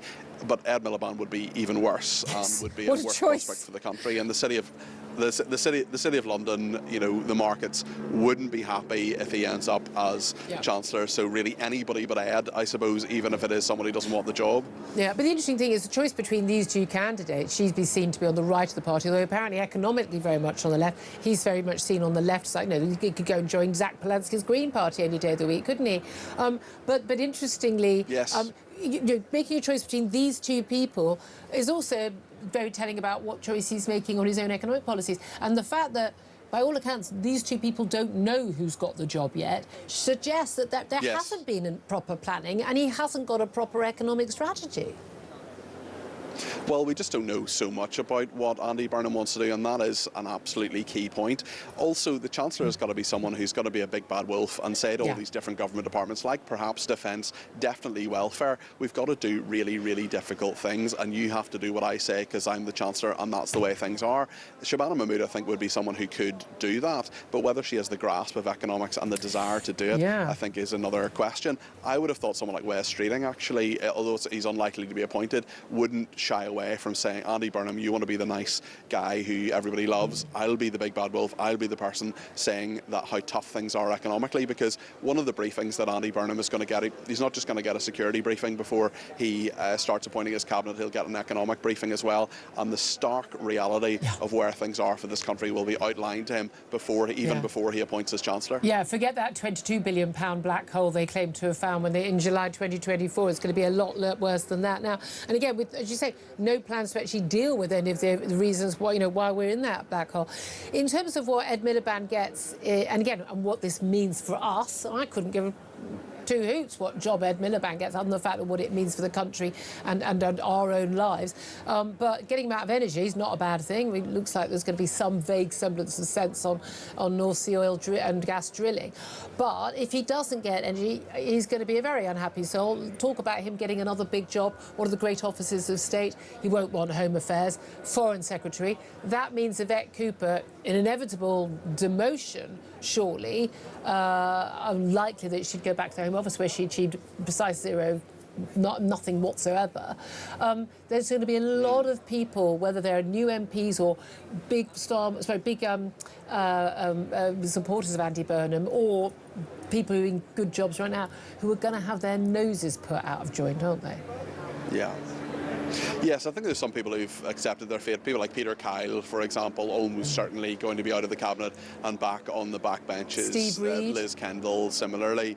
Yeah, Steve Reid, who was sort of Starmer's representative on earth in many respects, and certainly was a big part of the Starmer project even before Starmer was part of it, alongside Morgan McSweeney and others. So yes, there are always problems, there are always factions, there are always disappointments when it comes to the reshuffle, but the bigger problem for Keir Starmer is not the people he's getting rid of, it's the people he doesn't promote or who have been said, for Burnham I should say. The big problem for Burnham is the people that he has indicated, you know, I'm voting for you, I'm nominating you, therefore give me a promotion, and there just isn't the room for them, or they're not judged to be people who should be given promotions or jobs, and those people can be dangerous, especially in a large party. 403 Labour MPs at the moment, and not all 379 of them who nominated Andy Burnham are going to be happy. No, there's only about 120 government jobs, and about 20 days already nailed on. One person I'm pretty sure won't have a job is Lord Hermer, the outgoing, we assume, Attorney General.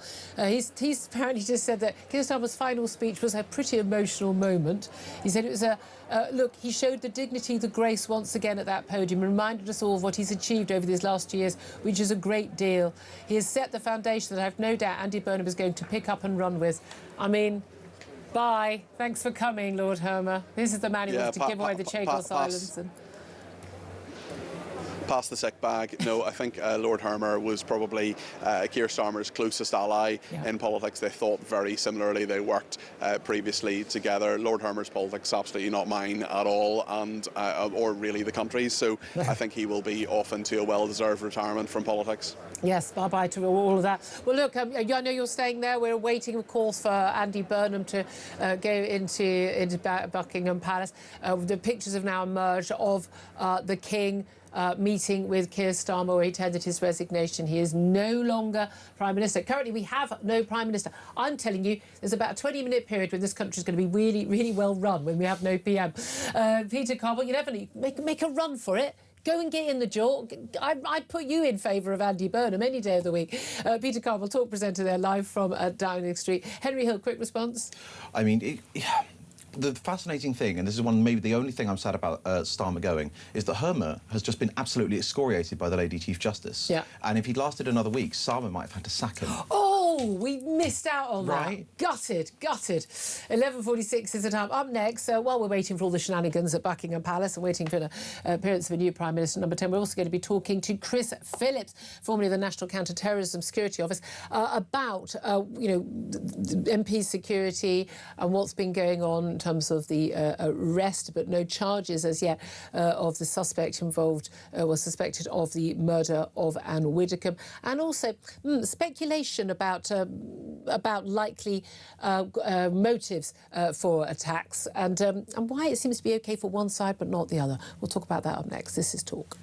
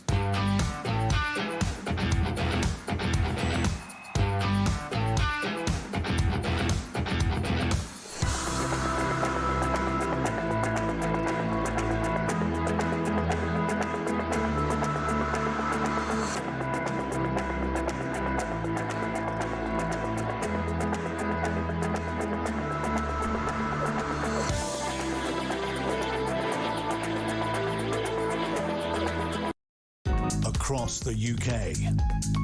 On DAB+, on YouTube, on your mobile, and on your side.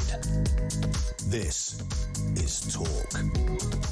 This is Talk, the Home of Common Sense with me, Julia Hartley-Brewer. Henry Hill still with me, of course, and we'll be returning to events in number 10. We're still waiting for Andy Burnham to arrive at Buckingham Palace. We'll be asked to form the next government, and he will, of course, appear at number 10. We'll bring you that speech live when he does arrive at number 10. No podium, because he does things differently. But he is wearing at least a shirt and a tie, apparently, because he is seeing the King at some point in the next few minutes. Right now, though, let's talk about, well, big events that were happening while I was away last week. I'm watching from afar. Quite extraordinary to watch some of the explosive debates going on social media after we saw the horrific killing of Anne Widdecombe. Not just her death as certainly a shock, then the news that her death was a murder and was violent, but then the arrest of a man by counter-terrorism police with suspected terrorism motive. This after lots of criticism of Reform leader Nigel Farage and others for speculating on whether or not there was a political motive for her killing. Let's talk about that and subsequent events with Chris Phillips, former senior police officer and former head of the National Counter-Terrorism Security Office. A very good morning to you, Chris. Good morning, Julie. Thank you very much for joining us. Well, the man who has been arrested, not yet charged, as a suspect accused of killing Anne Widdecombe is Joshua Carey. We're showing a picture of him now. He's been pictured 9 days after the former MP was found dead at her home in Devon. He was arrested in the evening of Saturday week on the July the 11th, still being interviewed by counter-terrorism officers after being rearrested on terrorism charges. Tell us what the situation is there in terms of how long the police can question him, given the accusations currently against him. Chris, have we lost you? Chris, hello, Chris Phillips. Oh, good. We're not doing very well with our tech today, are we? While we try and get Chris back up, I think we might be able to get him. While we try, Henry Hill. I mean, it was watching it from afar.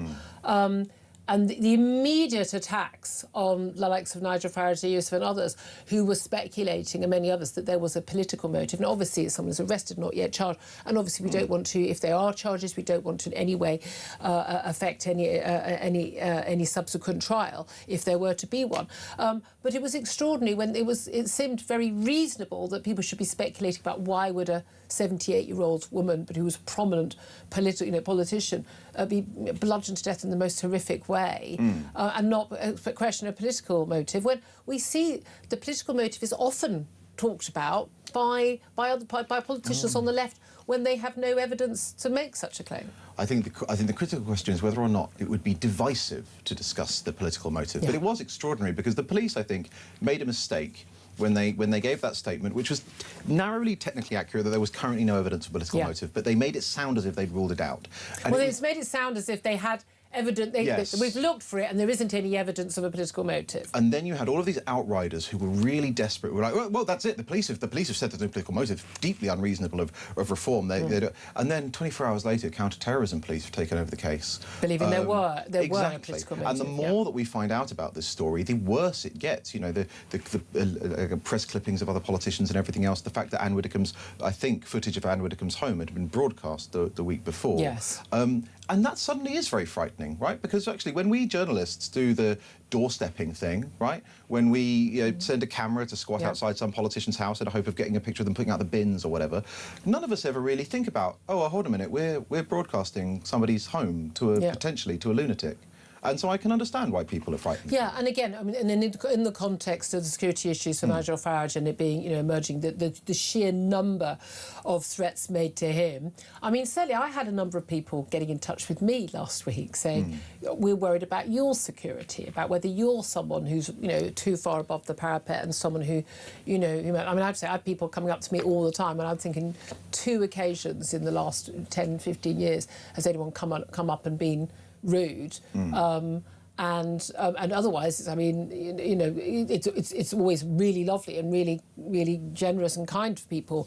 You know, whether it's all, you know, thanks for campaigning on Brexit or on lockdown or whatever the other issue. Thanks for saying women. You know, thanks for saying the things you know that a lot of people feel they can't say. But what I found absolutely fascinating was the arrests. There were 12 people arrested with investigation on Sunday and Monday last week, and 13th arrested on Thursday just last week. Of police investigated an alleged extreme right-wing threat to an Islamic event in Suffolk last weekend. It's a UK Ijtima event. Thousands of people attending a gathering near Ipswich. It was forced to close early. There'd been advice from the police. 8 more people have now been freed from custody about that. And they got basically, because the police said they had no evidence that there was any terror threat of any sort to this Islamic event. And yet the very people who were saying, oh, disinformation, inappropriate speculation. Keir Starmer had tweeted last week, shocking news that counter-terrorism police are investigating a credible, serious threat targeted at an Islamic event in Suffolk. Thanks to the quick action taken by police and the organisers, nobody was hurt. My message is clear. I will not tolerate any attacks on our Muslim communities or any form of anti-Muslim hatred.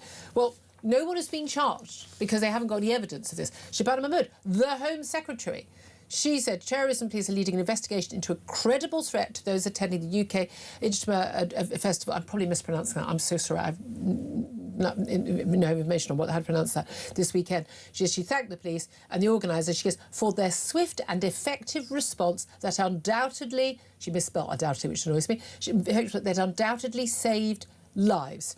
12 individuals have now been arrested. I know this is deeply concerning news for British Muslims. We must stand against hatred. We must unite around our shared belief in a country that is open, generous and tolerant to all our communities. So, blatant, clear speculation by both the Home Secretary and the Prime Minister at the time about an event on which there'd only been arrests, and yet these are the same people who tell us all the time there must be no speculation about motives in other cases, whether it's you know, Axel Rudakabana, whether it's you know, attempted beheading in Northern Ireland, whether it's or whether it's the murder of a 78-year-old former Tory minister and, you know, Brexiteer like Anne Widdecombe. And it is extraordinary that they can hold these two ideas in their head at the same time, where they can speak everything they want, they can say whatever they want, be as divisive as they want, do as much speculation as they want, and on the other side, they're like, no, you can't say anything. Even when people say it does just seem bizarre that someone might be bludgeoned to death at the age of 78, and what likely motive could there be?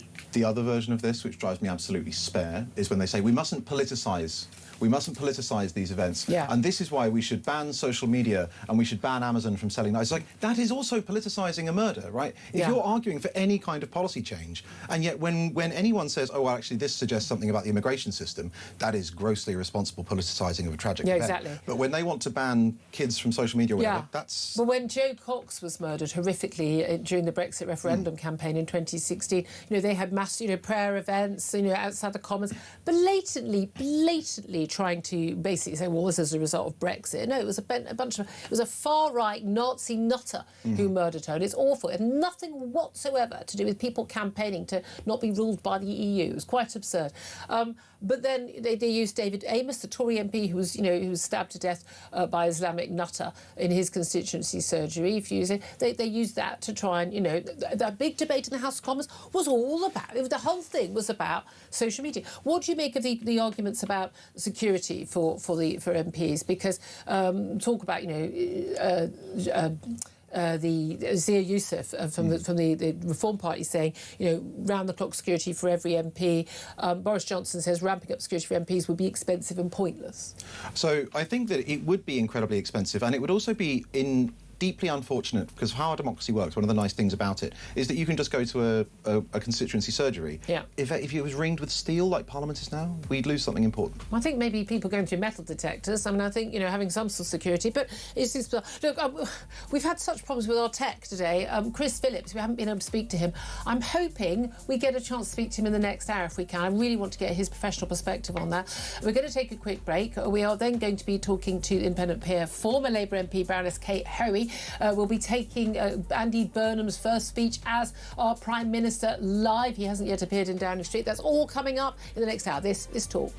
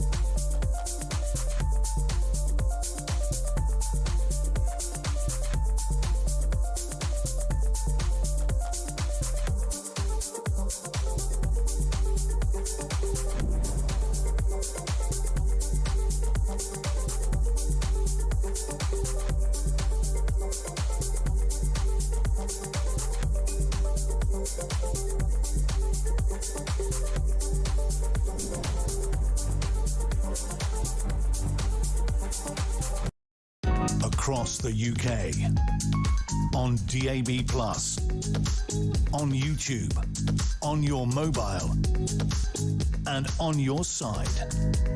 This is Talk.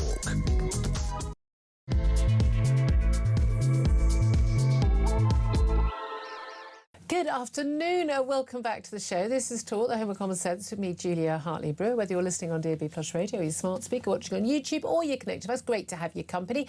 Well, we've already had Keir Starmer resigning as Prime Minister. Final speech telling us how bloody wonderful he was as Prime Minister. God knows why this MPs decided to get rid of him, eh?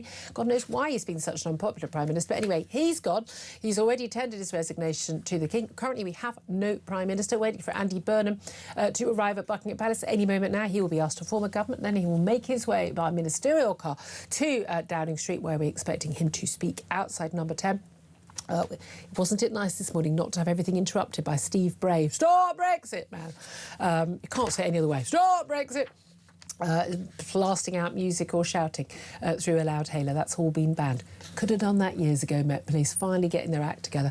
But anyway, that is all going to be happening. We'll be bringing you that live. Presumably, a whole Downing Street is emptied out, apart from the media. Presumably, we're going to have a massive, massive, massive big bunch of Andy Burnham supporters suddenly appear from nowhere at Number 10 when he arrives. So we'll be talking about all of that.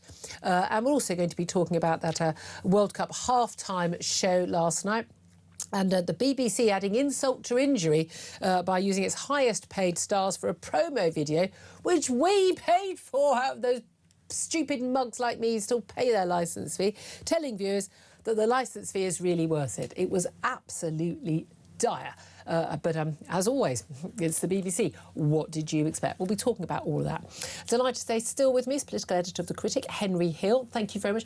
You've been doing a valiant job today. We've had some terrible tech problems. Oh, just to let you know, Andy Burnham has arrived at Buckingham Palace. He's just driven in. I think he's in a rather snazzy-looking Range Rover, and. I mean, are they green? Is that a green Ranger? Is it an EV? It's supposed to be, or is that the two cars are now doing a bit of a face-off. But Andy Burnham has arrived, just about to get out of the car. Let's see what he's wearing, shall we? Is he wearing the black T-shirt? No, of course he's not. He is wearing a smart suit and tie. Looks just like any other ordinary PM to be, doesn't he not, Henry? He does. You know, what I was really hoping is that he'd prime us all with this, I'm not going to wear a suit and tie, and then he'd turn up in court dress or something.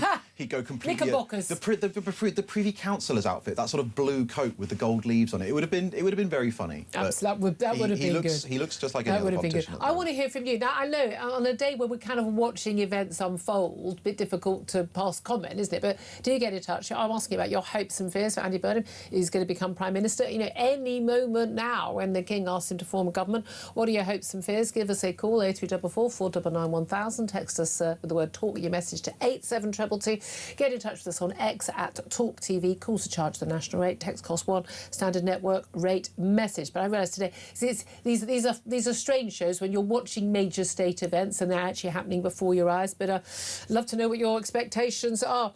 Right now, let's ask that of my next guest, Baroness Kate Hoey. She's an independent peer now, but she was a former Labour MP, and I'm delighted to say joins us. Good afternoon to you, Kate. Good afternoon, Julia. Well, one down, another one to go. Another Prime Minister coming in, got a massive majority. He didn't win it himself, Keir Starmer's majority, but he's got that massive majority, 400 MPs, and he's got, just like Keir Starmer, a 10-year plan. He's got an awful lot of the media going, oh, he's going to do a great job, hopes and change and vibes. How long do you give him? Well, I think we've seen it all before, haven't we? Somebody new comes in, it's all exciting, and the media gets behind them for a little while. The public give them a chance. We'll see. I mean, he has had a lot of experience in Parliament, even though it's some time ago, and he has been the mayor of Manchester, and he's very personable, and he will get a good team around him, I'm sure. He'll probably have to get rid of a few of his current cabinet. I think there's no way that he is not going to be the Labour leader for the next general election. It's a question of when that general election comes, because I imagine he will have a little bit of behind his kind of thinking is, should he go, fairly soon, or should he wait for another nearly 3 years and perhaps find that the warm glow has gone? Well, that's it. We've already seen the polls. Before he's even arrived, the polls have already gone up for Labour, but that's just like, thank God we got rid of Keir Starmer. But at the end of the day, people have got a lot of optimism who think that he's going to be a good Prime Minister, people who support him. But is a lot of it misplaced in terms of what he can realistically achieve? Helping people with the cost of living, helping with some utility bills, this and that. It's all very well. A few hundred quid shaved off here, a few hundred quid shaved off there. It doesn't fundamentally change anything. A long-term plan to devolve power here and there, taking some utilities into public ownership at some point, isn't going to make a blind bit of difference to people's everyday lives. Well, in his interview that he did today in the Times, which of course seems to be his great support paper, doesn't it? He's talking, in a way that I think will relate more to people out there, and he's talking, I mean, one of the things he said I think would be very popular, it was actually a reform policy that got sort of pushed back slightly to raise the allowance that you get before you start paying tax, which would help a huge number of low-paid workers, and I think that is a very sensible Well, it would help everybody. Well, yeah, it would help everyone, but, But it will cost a lot as well, that's the thing. Well, it'll be interesting to see if... You see, the problem is he has lots of good ideas probably, but once you go into government, you are surrounded then by the kind of mandarins who've been around for a long time, who know how to handle a new Prime Minister, who know how to shape some of the things that he wants to say and, cool him down a little bit, slow him down a little bit, and he will have to be very, very determined to get through what he wants to do. Now, he had... In Manchester, he was the mayor, he was, it was a newish job. He could really do what he wanted to do. He's going to find that very different in Downing Street. But he has one or two things that he could do very quickly that would save money. And one of them immediately, I would immediately say that, I'm not going to go ahead with the Chagos giving away huge amounts of money to Chagos Islands. And that I hope he will do. And also the ID, getting rid of digital ID was a good, if he's going to do that, that is a good thing too. But ultimately, unless we get growth, unless he does something that actually makes businesses feel that they can invest, that they want to expand, nothing will really change. Yeah, and that's the fundamental thing, that this idea, I know it's not talk about, public sector and the private sector working together. Actually, you know what, just leave the private sector to get on and do their own thing. Obviously with regulation, around, to stop excesses, but actually, I don't think that people, whether they're in central government or a devolved government in Manchester or anywhere else, are the best placed people to decide where housing goes or where someone should build a factory. And this is the fundamental issue. In terms of, you mentioned that Times interview, we learned about, he's very sadly, his dad's got dementia in a care home. And although far to the left of Andy Burnham, he says, he doesn't think his father will know that he's Prime Minister. And that must be heartbreaking. He talked about being a Catholic, talked about whether or not he's going to wear suits or not, and, and things like that. But at the end of the day, we know more about the vibes about this guy and how, his wife was, the hottest girl on the college campus, and he got her, and, and he's apparently been very popular with the ladies over the years. And as you say, he's very personable. He's a very likeable person. I've got no issue with him as a person at all. But I don't know how long that's going to fly with the British public while they are basically worried about putting their, the food on the table, and paying for stuff, affording a holiday this summer, buying the kids' school uniform in September. There's a lot of things that, he needs to do. The energy price, kept worrying about the water bills. I don't know anyone who worries about the water bill. They worry about their energy bill. That's the thing that costs them. There's nothing he's said to me that suggests he's got any real plan on the economy. Barely mentioned immigration, defence spending, and the likelihood of him taking on the ballooning welfare bill with those MPs on his backbenches is virtually zero, isn't it? Yes, and I think it has been very, very disappointing that the word immigration has never been mentioned. Migrants, asylum seekers, none of that has been said. And of course, if Shabana Mahmood moves, which it looks like she might do, then we're going to be left with whoever's in the Home Office having to fight that battle again to get anything really changed. And of course, we know that the average backbencher is almost kind of terrified of mentioning anything to do that cuts back on sort of being a welcoming, open border country. And so he's failed on that so far, and that's very, very important. And then I think he's going to have to get very tough on welfare. Now again, he's not. He's simply not. Keir Starmer couldn't do it. This is the irony, that actually having a big majority where he could actually get anything done means he's actually got a load of MPs who can backtrack on that. But he hasn't suggested anything for that. And people could say, well, he's got no mandate for that. And how big an issue is the lack of mandate? Because we all know we live in a constitution where, we don't elect a president. No Prime Minister is elected directly by the British people. They're only elected by their local constituents in their local office. But they're, you know who the leader's going to be. And the cut of the jib of the Prime Minister and indeed the Chancellor of the opposition, likely to be from the opposition party, is what a lot of people place their vote on. They think that Keir Starmer will be good, or they thought that Rachel Reeves had some vague qualifications to be Chancellor, that sort of thing. But this is a man, we don't even know who his Chancellor's going to be. He may not even know right now. He may still be negotiating who his Chancellor's going to be. We don't know anything about him. How big an issue do you think the mandate's going to be, given that he, like pretty much every other Labour senior figure in the party for the last few years, has said that the Tory Prime Ministers who weren't elected, Rishi Sunak and Liz Truss, did not have a mandate and should have gone to the country? I think that's the sort of thing that will be able to be levelled at him, the hypocrisy that he did come out very strongly calling for a general election. We know that legally what's happened, there's nothing constitutionally wrong with it. But there will be that feeling that, the Labour Party was elected on a manifesto. Now, of course, Keir Starmer has reneged on bits of the manifesto and overturned. But, if Andy Burnham really wants to change things, he's going to have to change quite a lot that was in the manifesto. Yeah. So that, again, will put him at conflict with some of the, his local members in local parties. I think the one thing I would say is, you know, he is very conscious of his own constituency, and Makerfield has people in it who are, first of all, very strong leavers.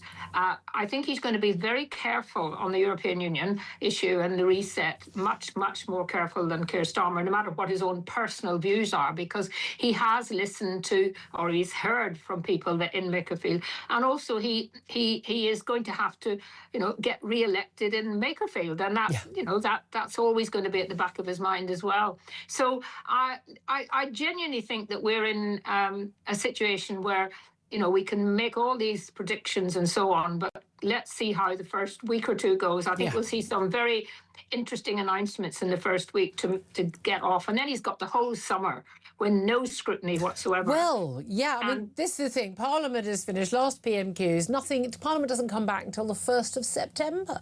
Yes. Well, we in the House of Lords, of course, we're still sitting all week. We always go on a bit longer. Quite right, too. But yes, you're right. I mean, it was ridiculous that they could have easily fixed it so that there was that opportunity for him to have at least an appearance in the House of Commons as Prime Minister, which we're not going to have now to September.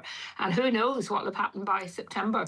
Well, this is it. And we saw, you know, things changed very, very quickly for Keir Starmer over July and August. We had, you know, the horrific Southport killings. We had the riots. We had his reaction to that. We had the winter fuel allowance. We had the free gear Keir. We had the two-tier gear Keir over the policing. I mean, things collapsed very, very quickly. And the reality is, you know, with Andy Burnham is that, you know, he can have a plan. I'm going to spend time in the north. I'm going to do this. This is my priority, devolution. That actually, that old line, events, dear boy, events, both international and domestic, they have a habit of taking over. Yeah, I don't think the public really, this whole idea of more devolution and more, I don't think the public really are that interested in that. They just see that as another kind of level of kind of more bureaucracy locally. So I think that may get watered down slightly, but you know, he is someone who has very, you know, over the years has kept at it, because of course he lost as leader, and he didn't sort of go off and sort of have a huff. I think he always felt that his time would come, and it has. Well, it certainly has. Well, it has literally in the last few seconds. Andy Burnham has become Prime Minister. We've got an official photograph of Andy Burnham shaking hands with the King. And he's wearing a tie. He's wearing a tie. His wife's looking very glamorous, I have to say, all credit. I mean, you know, the thing is, again, everyone used to remember criticism of Jeremy Corbyn, remember Michael Foot. I mean, just, you know, people need to look the... I expect teachers in a school to be smart. As a parent, if I went to a parent-teachers meeting, I would expect to be smart. It's about respect for the nation, respect for the office, isn't it? Just finally, you mentioned about a bounce, whether he should have an election.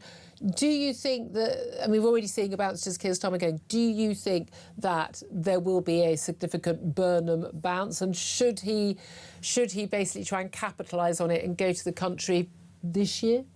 I think you'd have very, very many unhappy backbenchers who do feel their seats are threatened. Yeah. Certainly, even if reform is not, you know, going up at the moment and is going through a bad phase, that probably won't last. And I don't think that. I don't think that will last. That they will continue to be going through a bad phase. I think that will change and improve. And therefore, I see it as pretty unlikely that he will go. He will make himself very unpopular. He would upset the markets too, I think, because there's been so much uncertainty. And you know, who is going to benefit? We just end up perhaps with a very, very tiny Labour majority, or even a change of government. Yeah, very, very interesting. Baroness Hoey, independent peer, former Labour MP. Great to get your analysis. Thank you very much indeed. Henry Hill listening to that. Look, Andy Burnham is now officially the Prime Minister.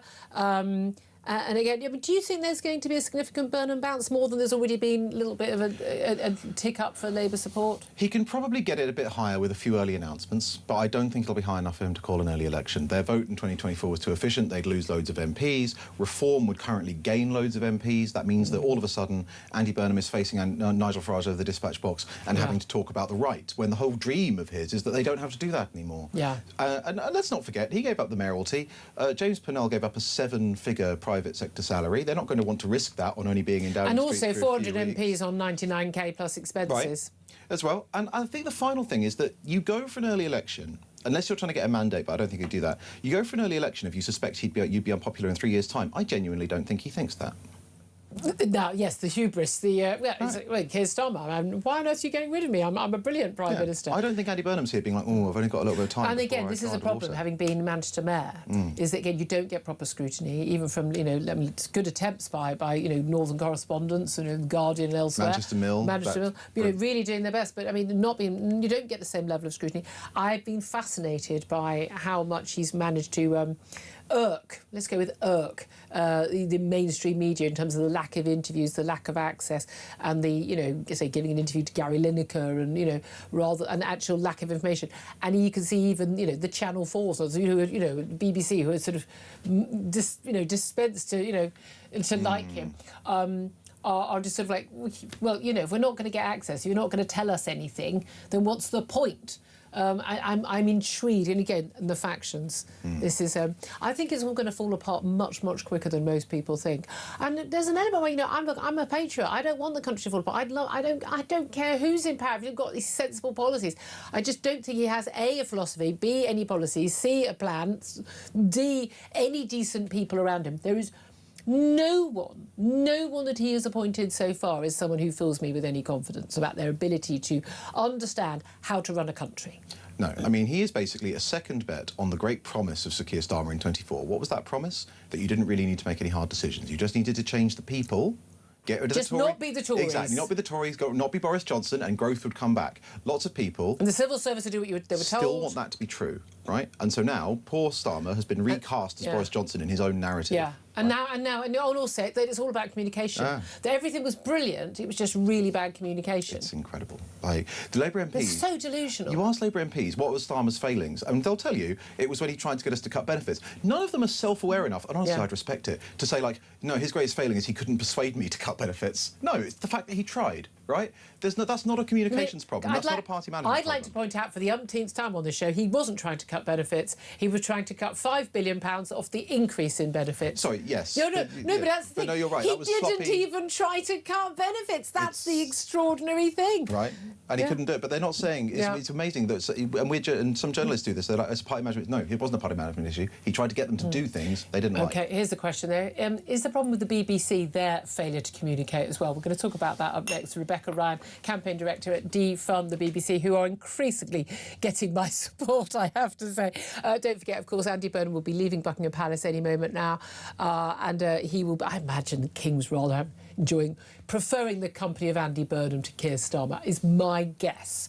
And he will be leaving in a ministerial car, making his way the very short journey, of course, up the road to 10 Downing Street, where he will be speaking. We'll take that live. Do stay tuned. This is Talk.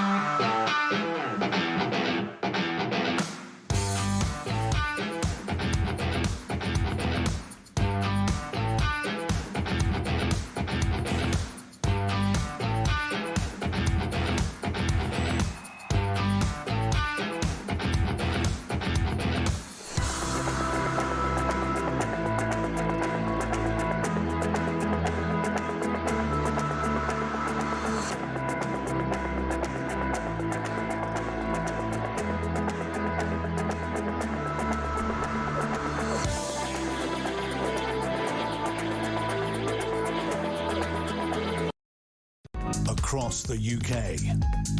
On DAB+, on YouTube, on your mobile, and on your side. This is Talk. Good afternoon, welcome back to the show. Fast approaching 12:25. Andy Burnham is officially our Prime Minister. He has been asked to form His Majesty's government by the King.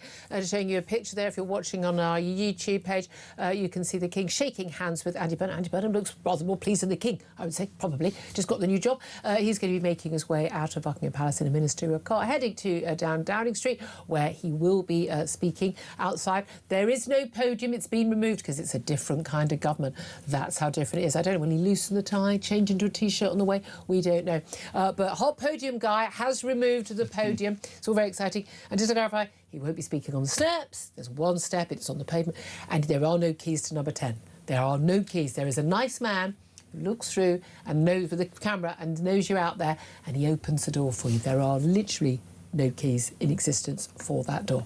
Just a little bit of that factor. Anyway, let's talk about as we were discussing a few moments ago, the Henry Hill and with Baroness Kate Hoey, was it the lack of communication that was the problem for Keir Starmer and his government? And is that the problem with the BBC? Is it the BBC is absolutely brilliant? It's just that they just don't tell us that enough, so we don't realise. Well, last night, after the absolute horrors of the half-time show, Super Bowl style at the New Jersey Stadium in the middle of the World Cup final, we had a 27-minute break instead of the absolutely legal 15.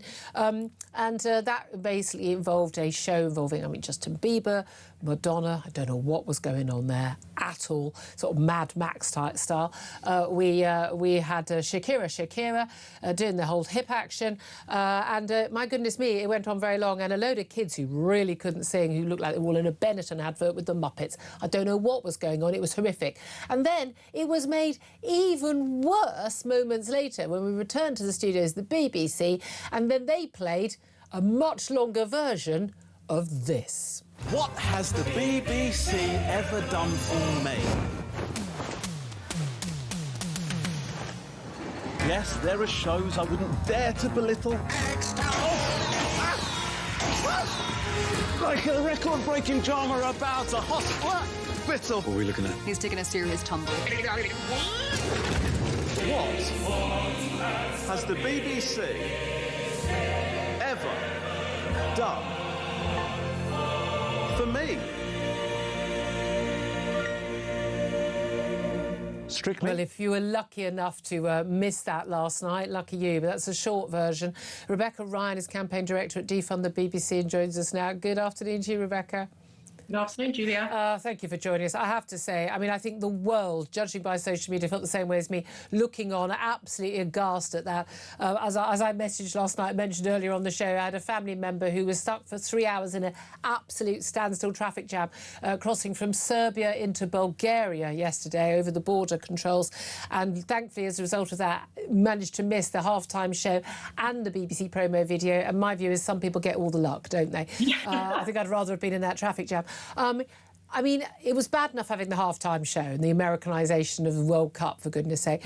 But that was so opportunistic, and it was telling us how great the BBC is and why we should all. We got the little nag. Don't forget, if you want the BBC, you have to pay your licence fee afterwards as well. But extraordinary, we paid for that promo with our own licence fee money. Absolutely. And this is what's so grotesque about it, really, isn't it? It's just blatant propaganda. And it's being billed to hardworking, just about managing British families that have shown, only last week we saw 500,000, which we're seeing year on year actually at the moment, have decided they don't want to pay for the BBC. So it's really, quite grotesque, as I say, for the BBC to then be splurging more money on, getting their top talent to plug the BBC's continuation. Yeah, again, it's that. I like a lot of those people. It's the same as Wayne Rooney, who was commenting on the halftime show. I like a lot of those acts, but that was, I think everyone else is using the word crap. But it was the worst advert for the BBC. A lot of shows, A, I choose not to watch, and B, the pace of it.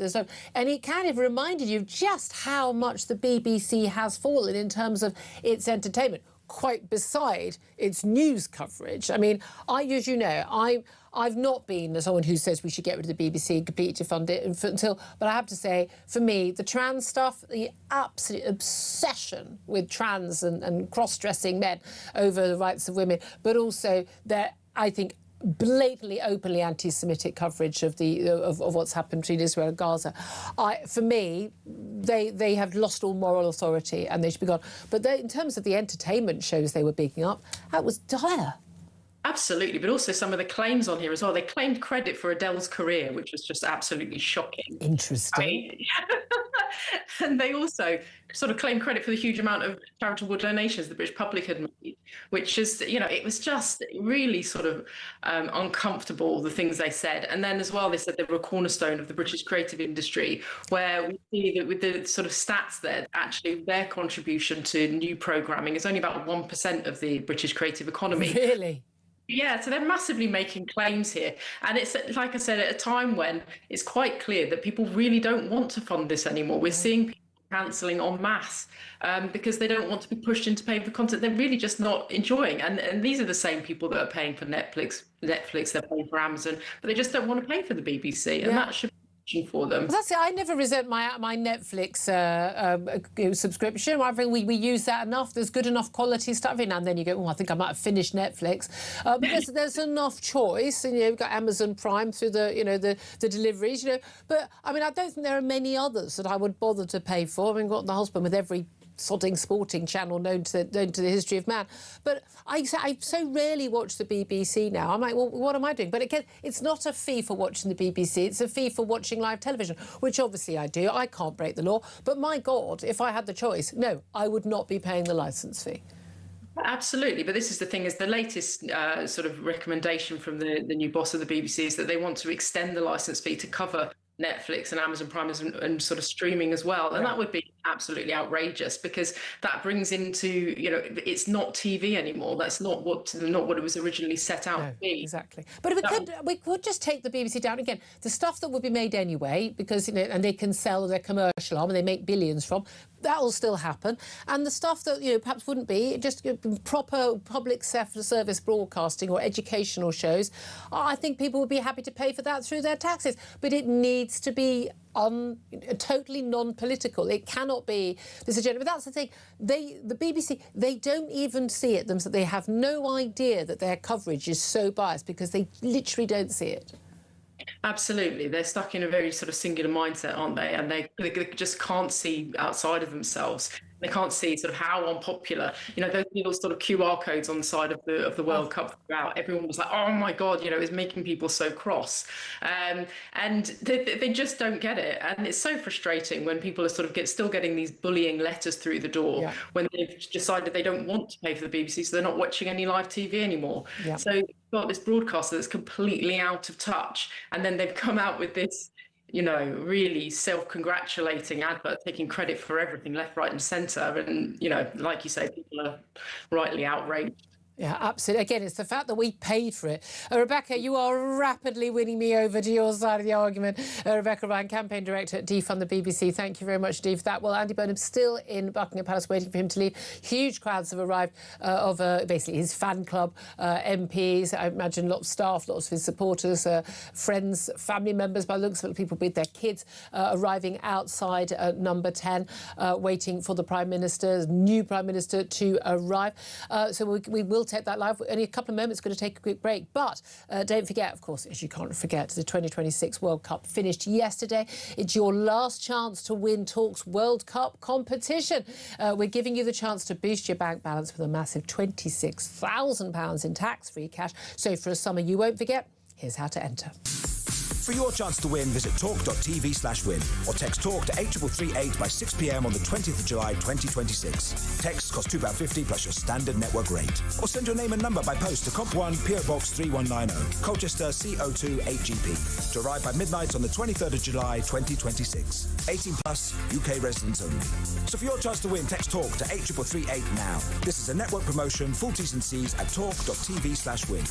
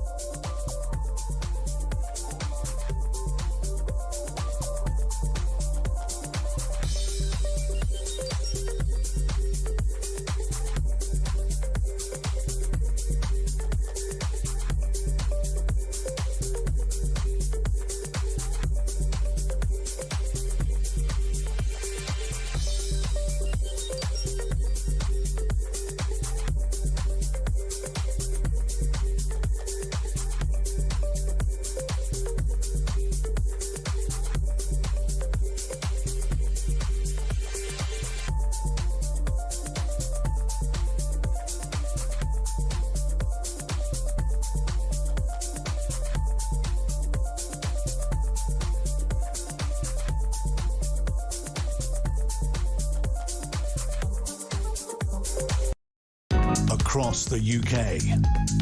On DAB+, on YouTube, on your mobile, and on your side. This is Talk. Good afternoon. Welcome back to the show. 12:36 is the time. Andy Burnham has just been in Buckingham Palace. He has accepted the King's request that he forms the next government. We've seen a photograph of the two men shaking hands. We're just waiting for Andy Burnham to depart Buckingham Palace. He will be in a ministerial car, of course, and he will then arrive at 10 Downing Street, and then he will be greeted, no doubt, with cheers and much fanfare by a huge fan club who are outside 10 Downing Street, including one Dale Vince, multi-millionaire Labour donor and eco-warrior. I wonder if he's wearing... has anyone spotted him? Is he wearing his trademark keffiyeh? He does like a keffiyeh, doesn't he? Anyway, delighted to say Henry Hill, political editor of Cricket, is still with me in the studio, and we're now joined down the line by political columnist at The Sun, David Wooding. A very good afternoon to you, David. Good afternoon, Julia. Thank you for joining. You and I have been around longer than we'd like to admit. We've counted them in, we've counted them out. But as everyone keeps saying, 7th Prime Minister in 10 years, 5th Prime Minister in 4 years. This is the King's 4th Prime Minister. Of course, he came to the throne with Liz Truss and Rishi Sunak. He's had Keir Starmer. He's now got Andy Burnham. And the fascinating thing, of course, is Andy Burnham follows Keir Starmer, who left this morning telling us what a great job he'd done. No one can even understand why he's been ousted. PMQs last week, everyone was telling him what a great job he's done, but they've thrown him out on his ear. And we've got another Prime Minister, within 2 years of that general election, massive majority, that he got 170 majority in July 2024, both of them saying they've got a 10-year plan. How many years do you give Andy Burnham? Well, he's got about 10 months in which to turn things around, because people are a little bit impatient and time is not on his side. We saw how long Liz Truss lasted when things went a little pear-shaped. Yeah. And people are... Well, you've got Nigel Farage waiting in the wings. A lot of people have gone over to Reform because they are sick to the back teeth of the Tories and the Labour Party. And Andy Burnham actually said this in his anointment on Friday as Labour leader, when he said, this is our last chance. If we don't do this, we're finished. But yet we don't know what Andy Burnham's plan is. And when the self-styled King of the North has just met the King, and maybe he let some secrets slip there with him. But well, that's it. I mean, this is the extraordinary thing. Look, there's no doubt at all. He's an experienced political operator, not just as Mayor of Manchester. He was an MP for years. He was a senior cabinet minister, etc., etc. But what is absolutely fascinating, I don't think we've ever had anyone come to power. We've had less knowledge of what they plan to do with it. Now, here's the thing. Does he have a philosophy and a plan and a strategy and a team ready to go? He's just not told us about it, or is he just going to make it up as he goes along? And by the way, just seen Andy Burnham coming out of Buckingham Palace into the courtyard with his wife. Interestingly, just seen him waving at presumably people cheering. I thought that's rather unusual in Buckingham Palace. I don't normally see that. He's thanking various of the senior royal staff that had been taken to the car, and he will be arriving in Downing Street very, very soon. But Dave Wooding, do you think he does have a plan and a strategy and a team ready to go? Well, we should all hope so. I mean, on Friday, when he was asked about his cabinet, he said he hasn't decided yet. Now, either he was fibbing or he's foolish. You can't not have an idea of who your cabinet is. Yeah. I suspect he does have an idea, but he's not willing to tell us in case some of the people won't budge. And the big one will be Ed Miliband. Yeah. He may not want to budge from the energy brief unless he's given the Chancellor's job. Yeah. And if he's given some other brief to move him away to let drilling go on in the North Sea, then he's going to walk out and you'll have a real enemy who could cause a lot of trouble on his backbenchers. Yeah. So these reshuffles are notoriously difficult to manage. That's his first big test. And then after that, we're going to be coming in thick and fast. He'll probably get a call from President Trump before the end of the day, asking him to allow British bases to be used to bomb Iran. Well, I mean, this is the thing. There are so many things that come. I mean, we know one of his first jobs is he gets a security briefing in the cabinet room, is where we see the cabinet meeting from the senior staff and military. And then, of course, he's asked to write these 4 handwritten identical letters to the Trident submarine. Captains put in a safe in the Trident submarine, only to be opened in the event of complete nuclear obliteration of the government back here in the UK, and their instructions. We never know what is written. The letters, when they are taken out, when a Prime Minister leaves office, are immediately shredded and destroyed, so we never know what they would have said. I mean, goodness me, we'd love to see that. But this is a man who's not talked about foreign policy, he's not talked about defence. But again, interestingly, we've been talking all morning, he's not been talking about immigration, he's not been talking about what he's going to do with welfare. He just wants to... everything is always a different approach. He's going to do things differently. It's going to be a different approach about getting people back to work. But we haven't got any meat on any of the bones on any of that stuff. How long... You said the British people are pretty impatient. How long do you think they'll give him? Because anything is better than Keir Starmer, people will say, and they'll give him a bounce. And he's a personable, very... You'll know him from our times in the Commons of the years. Very personable, friendly, nice chap. But how long does, cheeky chappy, nice guy, how long does that count when people are worried about their energy bills going up this autumn? Well, yeah, that is a good thing. It's a positive thing. He said he'd bring back hope, and it's nice to have a charismatic person instead of the dull technocrat who's just left. But nevertheless, we need to know what he stands for. And we're living in an unstable world. The first thing he's got to do is fix defence. That means an extra £9 billion a year. Also, migration has got to be fixed. So he's got these myriad problems which need solving, and we don't know how he's going to do any of this. Yeah. And the big problem he has is the left of the Labour Party. Well, most of the MPs, I think there's only about 50 Labour MPs who didn't nominate him to be leaders. So he's got all these people who are not, many of them, expecting a job in his cabinet, so they'll have the nose put out of joint straight away. And secondly, most of them expecting him to do what they want, which in many cases is take Labour over to the left. And while his speech, acceptance speech as leader of the Labour Party will have pleased them, effectively saying, we hate Margaret Thatcher and we're going to take Labour back to the 70s, that's not going to work with the public out there. They want us to look to the future, not to the past. Exactly. Tell us what the answers are. And this is the thing, it's really easy to not have factionalism and not have division and if you haven't actually got the power and you haven't told people what you're going to do, that's when you start upsetting people. If you haven't actually appointed anyone in your cabinet, you haven't offended or upset anyone.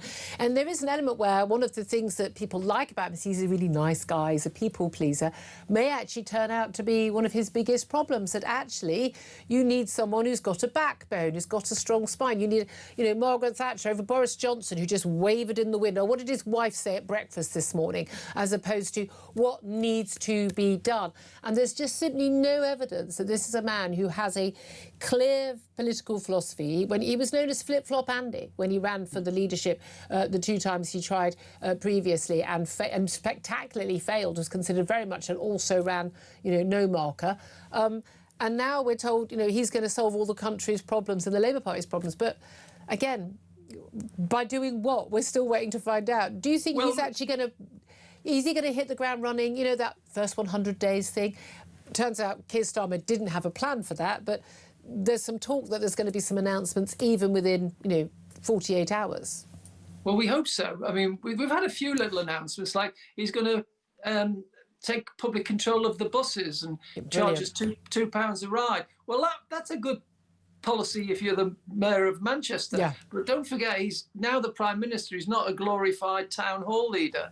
And he's going to have to deliver some weighty policies that matter for the rest of the country. Where's he going to get the funding from for these cheap bus fares? And he wants to take over the National Lottery. Don't you think there's bigger issues than taking over the National Lottery? Absolutely. Can I just say, just interrupt you there, that Andy Burnham and his wife have arrived in Downing Street. Lots of cheering crowds, of course, handpicked. They aren't ordinary members of the public. These are his mates. He's shaking hands with people. There'll be his aides, supporters, campaigners for him, no doubt. MPs wanting a job, and he's arrived with his wife. And I keep forgetting her name. Mary France. Mary France, that's it. She's known as Frankie. And I was trying to think what her full name was. Frankie. And she's certainly very political herself as well, but has been very wary of the family, and the scrutiny they're going to get. And she's, a high-powered, executive herself at a company that quite separately has managed to get a very big contract in Manchester. Everything's above board, we're told. But there they are. They're shaking hands with the cheering crowds. And look, this all started, did it not, with Tony Blair back in 1997. A new dawn has broken, has it not? Shaking hands with a lot of people. But he's going to be approaching what would normally be the podium. But apparently, David Wooding, he's not speaking from a podium today. No, that's one of the two big changes we've seen. He's promised us change, and the only change we're going to see is no podium outside number 10. That's going to be retired off. But thankfully, he hasn't stood by his decision to carry on wearing the Manchester uniform of navy blue T-shirt, suit jacket, jeans and Adidas trainers. He's in a full suit there. I think it'd be interesting to see how often we see him in a suit. I don't know about you, Julia, but I like to see my Prime Minister looking the part. I'm sorry, I'm incredibly old-fashioned on this stuff. Yes. That's exactly my view. And I think a lot of the stuff he's talking about, all the vibes, all of that stuff, that's going to have to go out the window because when you suddenly get whipped off somewhere, and actually the voters who will like you because you wear a T-shirt will be outnumbered by the voters who will go, why the hell are you not dressed smartly when you're representing the country and making big decisions that affect people's lives? And this is the thing. It's all smiles now. He's shaking hands. He's going to talk about hope. He's going to talk about change, doing things differently. But the reality is the in-tray he faces, the international challenges he faces, the backbenchers he's got behind him and what they will allow, none of that is changing. It's exactly the same predicament that Keir Starmer was in. Is being a Mr. Nice Guy, people pleaser with good communication skills, is that going to be enough to be able to deliver in a way that Keir Starmer couldn't? Well, if he has a plan, or if he doesn't, he has got a bit of breathing space of his own because we're going into summer recess now.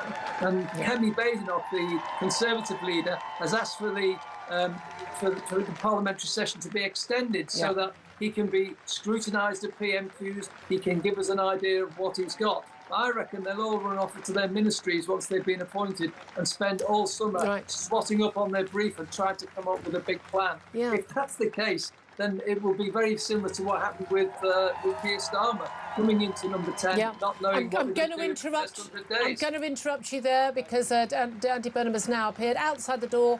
He's thanking people and I think he's about to speak. Let's hear what he's going to say into the microphone outside the door of number 10 Downing Street.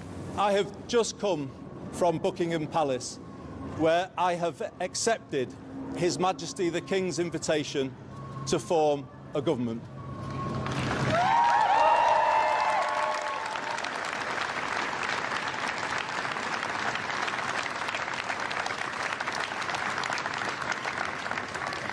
In doing so, I am acutely conscious that I am the 6th person in the last 10 years to walk up this street, the 7th Prime Minister since 2016, making this a moment for reflection and new resolution. It requires my generation of politicians to raise our game and rise to the new challenge. Britain needs to show the world that we can regain our stability once again. And that is our challenge, to make politics work, to make it work better. I know people at home are fed up with politics. I hear you, and I want to be honest with you. We have not been good enough, and we need to be better. We will be. We will make this moment a circuit breaker for Britain, bringing forward the biggest changes in the last 40 years. A new political model and a new economic model. In the 1980s, Britain took some wrong turns. Political power was centralised, economic power privatised, large parts of the country deindustrialised, and they still haven't recovered. Many feel as though they're still in decline, and they don't have the ability to turn things around. And that's why we will change politics, to make it more collaborative, more about problem solving than point scoring. And we will take power out of here and carry it into every postcode in the land so that they can do more. And in doing more, build a new economy where we put life's essentials back under stronger public control to make them affordable to you again. Reindustrialising Britain, using public procurement to back British industry. Later this year, I will bring forward a new plan for Britain, a 10-year plan, laying out a path from where we are now to where I believe we all want Britain to be, wherever we're coming from, whatever party we support. But I can do something to give people some breathing space now, some help with the cost of living. And I will set out some of those measures starting tomorrow, including how we pay for them. We will help more young people into work by changing the education system and giving them more support, more mental health support. And we will build more council homes. That is the fair and sustainable way to bring the welfare bill down, to meet our fiscal rules and to honour our commitments on defence to our international partners. We will help people to live well, building a more preventative state, investing in people's success rather than paying for failure. And that work starts now. I will soon go through that door behind me and issue my first instruction to end rough sleeping in our country.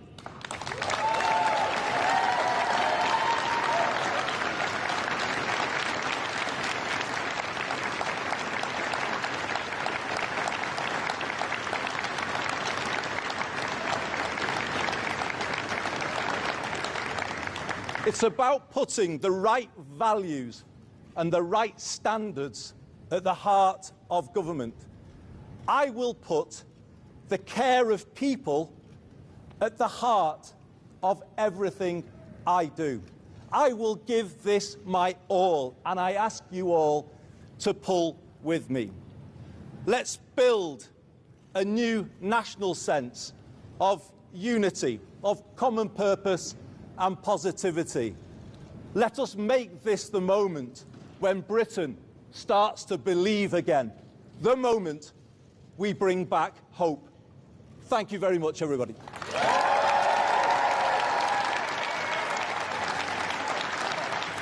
Well, that was all great hope and changey stuff there from our brand new Prime Minister, speaking at a microphone in front of the number 10 door, but without notes and without a podium, without an autocue. I'm sure everyone will be swooning. Oh, look, he can speak. He can stand up and speak without without an autocue or notes. I mean, it was lovely. It was all very positive. People at home fed up with politics. That's true. But acutely aware of, how many prime ministers have there been in recent years. A new political model, a new economic model. He says this is a moment for reflection and resolution. I was very impressed when he said we've not been good enough and we need to do better and we will be better. I mean, yeah, I mean, that's positive, and a recognition of that. But talking about a breathing space now, setting out as early as tomorrow, some help. We think that may well be in terms of the tax thresholds for starting to pay 20% tax. Talking about a more collaborative approach, about problem solving rather than point scoring. Reindustrialising Britain. I mean, again, good luck with that, with our energy prices.